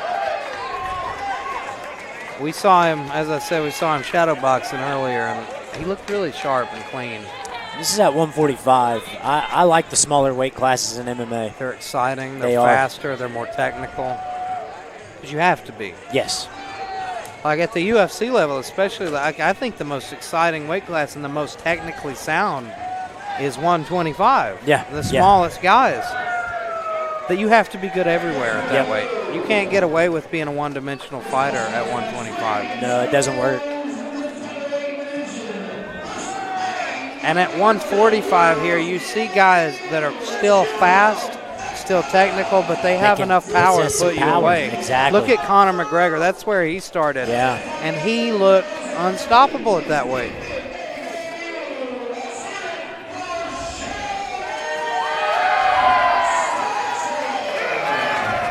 You know, what kind of benefit do you think it gives you to have a brother that you're training with all the time, competing with? Because him and Preston, they've been training consistently together for a couple of years now, and we've seen vast improvements in their game. Well, yeah, that it's like a built-in training partner. When you have somebody equal or better than you in front of you to train man, and these with. guys are going right after it. Beautiful, fast pace to start this fight. And Right. Zubia changes it by changing levels there, putting the fight where he wants it.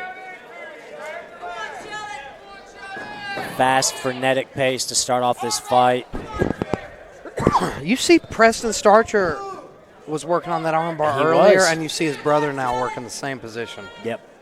You can tell. And Preston, the older brother, was caught in the armbar in his first fight. You can tell both of them have tried to learn that one, Yes. pick it up. He's going for that high guard now, almost like the rubber guard position. Yeah. But he's trying to just Oh, wow, sweep. look at that trip. Hooks the ankles and pushes him up. One of the oldest tricks in the book. One of the oldest tricks in the book, and beautiful job by Zubia trying to fight to the top. If he can hang on to that leg, if he can just hang on to that bottom leg, that's all he needs, that, or he's going to give his back up. And now he's caught in the armbar and he's in trouble. But he's out. See, that's the thing you see. That's the difference between white and blue belt level jiu-jitsu and black belt. They rush things. Yeah. Like when they get to a good spot, they get so excited that they won't lock it down technically enough. That's why he lost that armbar and ended up on bottom. And you see here, he's rushing that rear naked choke, and he's going to fall off the side. They need to slow down, calm down, take their time. Yep. Too fast of a pace to get going. It's too sloppy. Like you see black belts, they do not lose position. Nope. When you hear, you know, one of the greatest of all time, Hickson Gracie, what he said is, if I'm going from A to B, I'm not going back to A. Yeah. If I'm going from B to C, there's no going back to B. Oh, beautiful right hand from the guard of Starcher there by Zubia. Great first round to start that fight. Good. Yes. It's amazing, though. I love seeing guys like this grappling at such a frenetic pace. Yeah. Even if it's not the most technical, it's so much fun creates because there's constant changes scrambles and and action. yeah.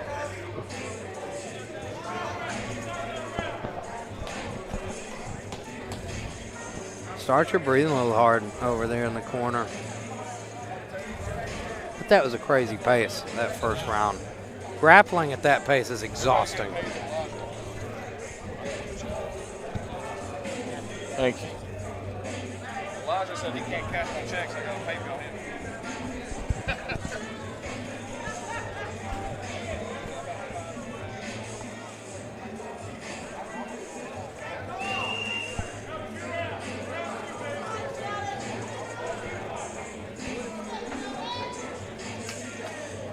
And here we go, ready for round two.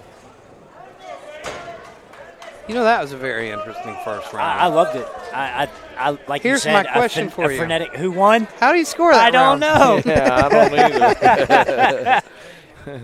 It was an action-packed round. I was impressed with both guys. I have no idea how to score that. I tell you, maybe Zubia for landing that takedown. Oh! Big right hand by Zubia. Oh, and then he caught him back. And then he got caught with one. Wow. In these small gloves, it doesn't take much. I know, man. You get caught and you're in trouble. This What a fight. throw by Zubia. He can wrestle a bit. Yeah. Blast double in And the now he's- first, and now a hip toss on in the top. third. Right into mount. Now, if we can see him stay calm, don't rush, lock down this position, you can stop He's him looking to here. go for the armbar, but He's he's rushing not. it. Yep. Stay on top. Yep. and locked down. Uh-oh, there it is. that's this underneath fight the chin. might be over, ladies and gentlemen. Nope. He's Nope, shoving nope, it over the face, nope. though. He gets away. Here he goes back to it. He's not quite under the chin. He's still over the face, but he's adjusting. He's adjusting. He's looking such for a it. weird place Starcher for needs that. to cut his angle to his back. Give up. There we go. He does exactly what he needs to do to survive. Now he he's let go. He's got to time up. He shouldn't have let go. He's got to time back up. There we go. And now get your hands together. And try to survive, but you see the problem, his hips are dead. Yep. All yep. these people It needs getting to be stuck in moving. mount, their hips are too dead. Yep. And you can see he doesn't have an answer. He doesn't know how to get out of this Nope. position. You could either hip And escape. it's rough. You can hip escape back to half guard, or you can upa, which is to buck and roll Yep. him, like we saw earlier in that pro fight. But you can see that guy doesn't know how to do that. So he's stuck in a terrible spot. Oh. Ground and pound.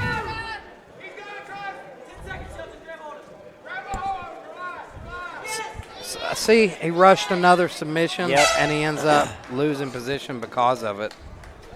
Now that round was a little more clear cut. That round was all Zubia. Yeah, absolutely.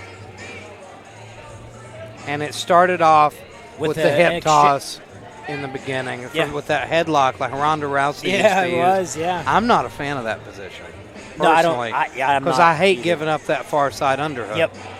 We saw earlier in that Well, and it's female easy if grappling they, match, if they go out the back. she you popped take her your- head yep. out, got her back. Yep. If you are going to use that front headlock, you have to have a really good front headlock, like Alexei Olenek level or Josh Barnett. Yep. I never did. No, I never not- could master that position. Me either.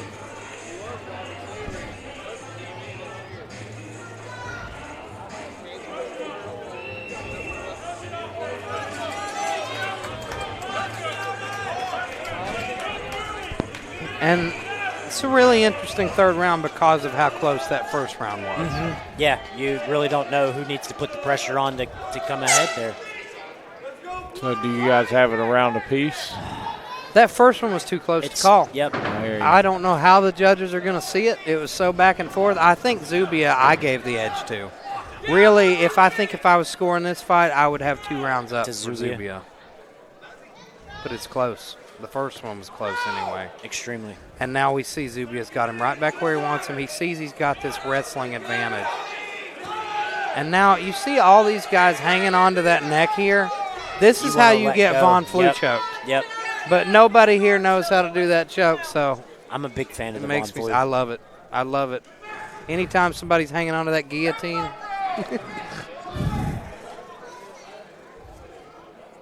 This is a bad spot Yep. for Starcher. Third round, you're tired. What? If Oh, I'm he's giving up Starcher his here, back. I would be using that cage to wall walk. You see the difference between, oh man, I think Yeah, this he's is getting- the end. yep, The yep. ref's taking The a very ref's close really look. close. And here we go, I think. Yep. This is He's it. going to call it. Stop the fight. Yep. Dakota Beautiful Zubia job. gets it done in his debut. And that's got to be a very satisfying win. You know, having 3 really dominant rounds. The first one more back and forth, but those last 2 is all him. Right. He got comfortable in there, which I think, you know, it's his first time doing it. Yep. I think it takes well, some and time. he looked really good for a first timer. Yeah. I wouldn't have guessed that was his first fight had it, not been on the bout sheet in front of us. And our last bout of the night, we got Julius Perdue versus Casey Guillen. That's going to be fun. It's a rematch.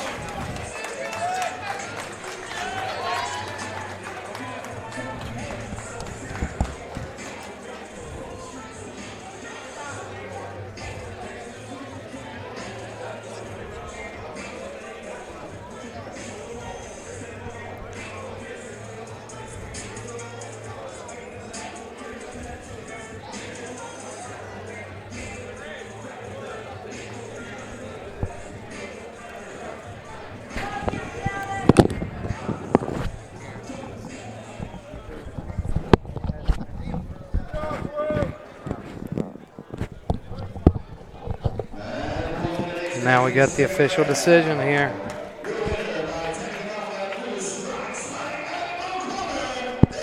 You know, That's the biggest problem I see out of these local guys, though, is just basic positional mistakes. Like, once he ended up in mount, he didn't know how to get out. Well, now, I'll tell you, when it comes to, well, hang on a minute. Let's let him talk.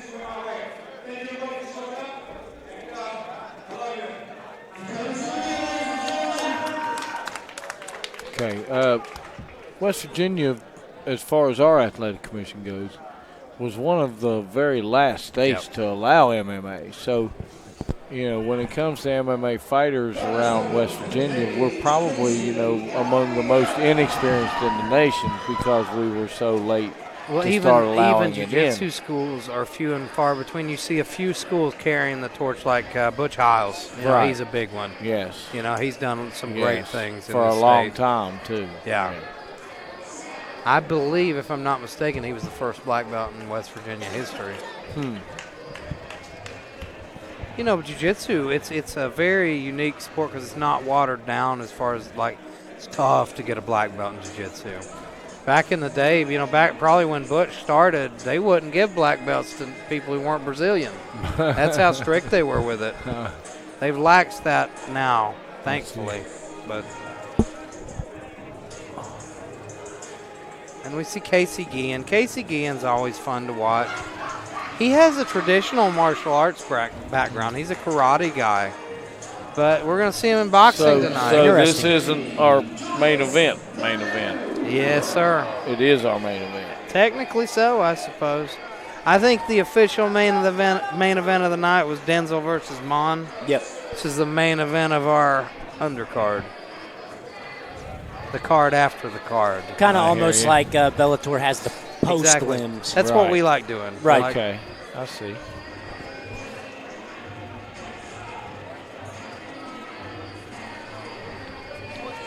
Well, it's in the works. I mean, we haven't got a date or an exact commitment yet, but we are working on putting a show on it in Welch. That would be excellent. Probably, hopefully, sometime in March. Yeah. And we'll have some USA boxing matches on that one with some local kids. That'll be fun. And hopefully we'll get some pros on there also. I've got a pro I want to get on there myself. You know, Joe Collins, 3-0, 3 knockouts, all in the first round. I can't wait to showcase on him on one of these shows. I think y'all gonna find out he's the real deal. He's the real deal. He's special. Yeah. Yeah. Be excited to see him. Get him out here, Scott. I haven't seen anything in his weight class around here. I think they can challenge him. Julius Perdue fought in Rough and Rowdy, and, you know, he went viral a little bit, you know, with those promo videos. He said he was the macho man, and he was about to serve his opponent some shut-up juice. The red corner here. Perdue there. And he won the first fight with Guillen. Okay. Guillen looked like he was really uncomfortable boxing in that first fight where he's such a traditional martial artist. Right. But in this one, I'd say he'll look a lot more composed. That was a nice left hand. Well, give him a pro debut, and I'll let him go against Joe. But no, I can tell you right now, this guy would be no match for my guy. No match whatsoever. Absolutely. But Guillen looks a lot sharper here than he did. It's comfortable in his first fight against Perdue. And you know, these guys are around Joe's weight class too. So let's go. Oh, Perdue's turning his back. You can't do that.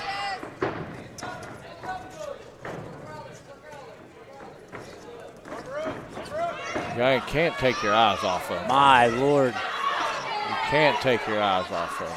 Perdue's panicking a little bit in there.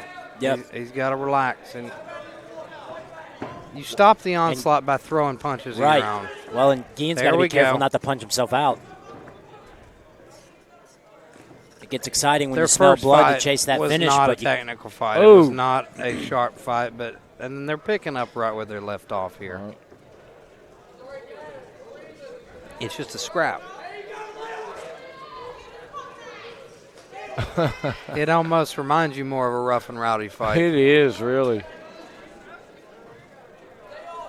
I was waiting on him to cock that right hand Oh. and come way back around with it. Here it comes. Here it comes. From Japan. There it is. Oh. There. He just missed with it. Guillen looks like a There man it on is a mission again. here. Trying to. If he lands, he's going to get his attention with it. Oh, and there we go. Perdue coming back. This has been back and forth so it far. has, Both it has. guys have had little There's the moments of bell. success. That's the end of the round.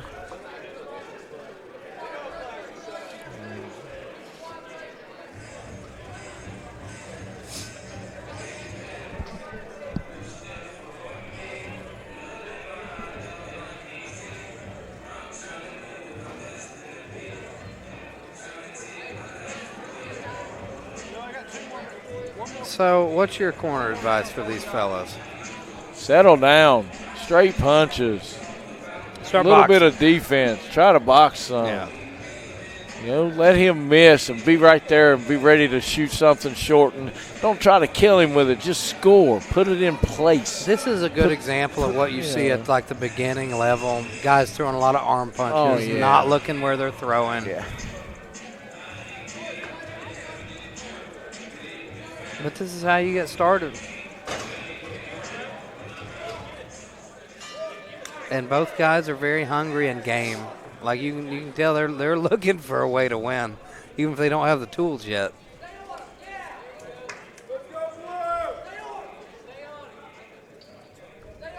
But Perdue's 5 fights deep in his career.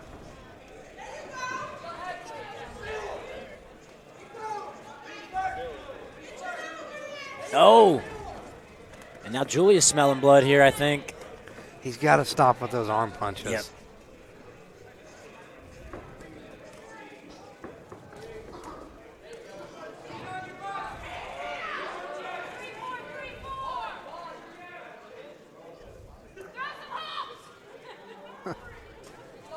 These people want to see some haymakers. Oh. Julia's going to the body now. Julia's pouring it on Guillen, and Guillen's not doing anything to answer it. There he comes back.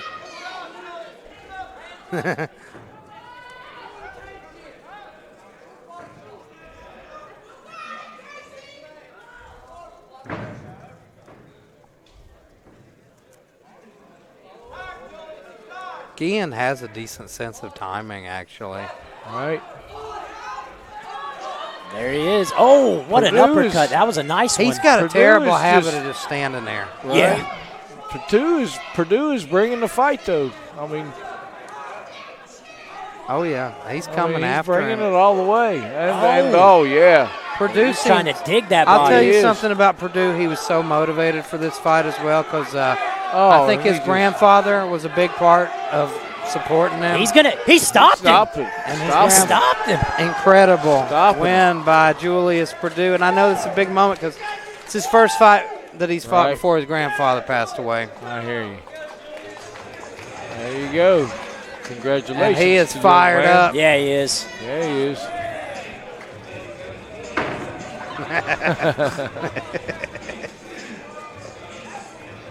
Ladies and gentlemen, Julius Perdue wins the second fight with Casey Guillen. Well, I shouldn't count my chickens, but, well, he stopped Yeah, him, it was so- a stoppage. It was a Oh, stoppage. yeah. It's been a long night, folks. It has been. But it was a good night. Lots It of good was fights. an excellent night, Right. another great night of MMA, boxing, kickboxing. Really, what more could you want? If you're a combat sports fan, you're and happy. Brazilian Jiu-Jitsu. Exactly, that was fun and, too. what's the CJJ? Combat jiu-jitsu. Combat jiu-jitsu. Sadly, we didn't get to see see it. any combat Nope. jiu-jitsu. I've always wanted to call that. That's interesting. That's palm strikes, right? Yeah, It's not combat actual- jiu-jitsu is like it's grappling, but strikes are involved. Once you hit Okay. the ground, changes the game a lot. Right. And some people are pretty crazy Man. with those palm strikes too in combat jiu-jitsu. Oh yeah, Those Wagner get Rocha. brutal. Wagner Yeah. Rocha is Yeah. a murderer in Yeah. combat jiu-jitsu. And Julius Perdue gets the victory. But I think that's about it for us, ladies and gentlemen. We have returned to Harts Creek, closing out the year with another great show. And I'm Elijah Thacker here alongside David Fournette and Scott Kuhn. We'll see you next time. See you next time. Thanks for having us on, guys.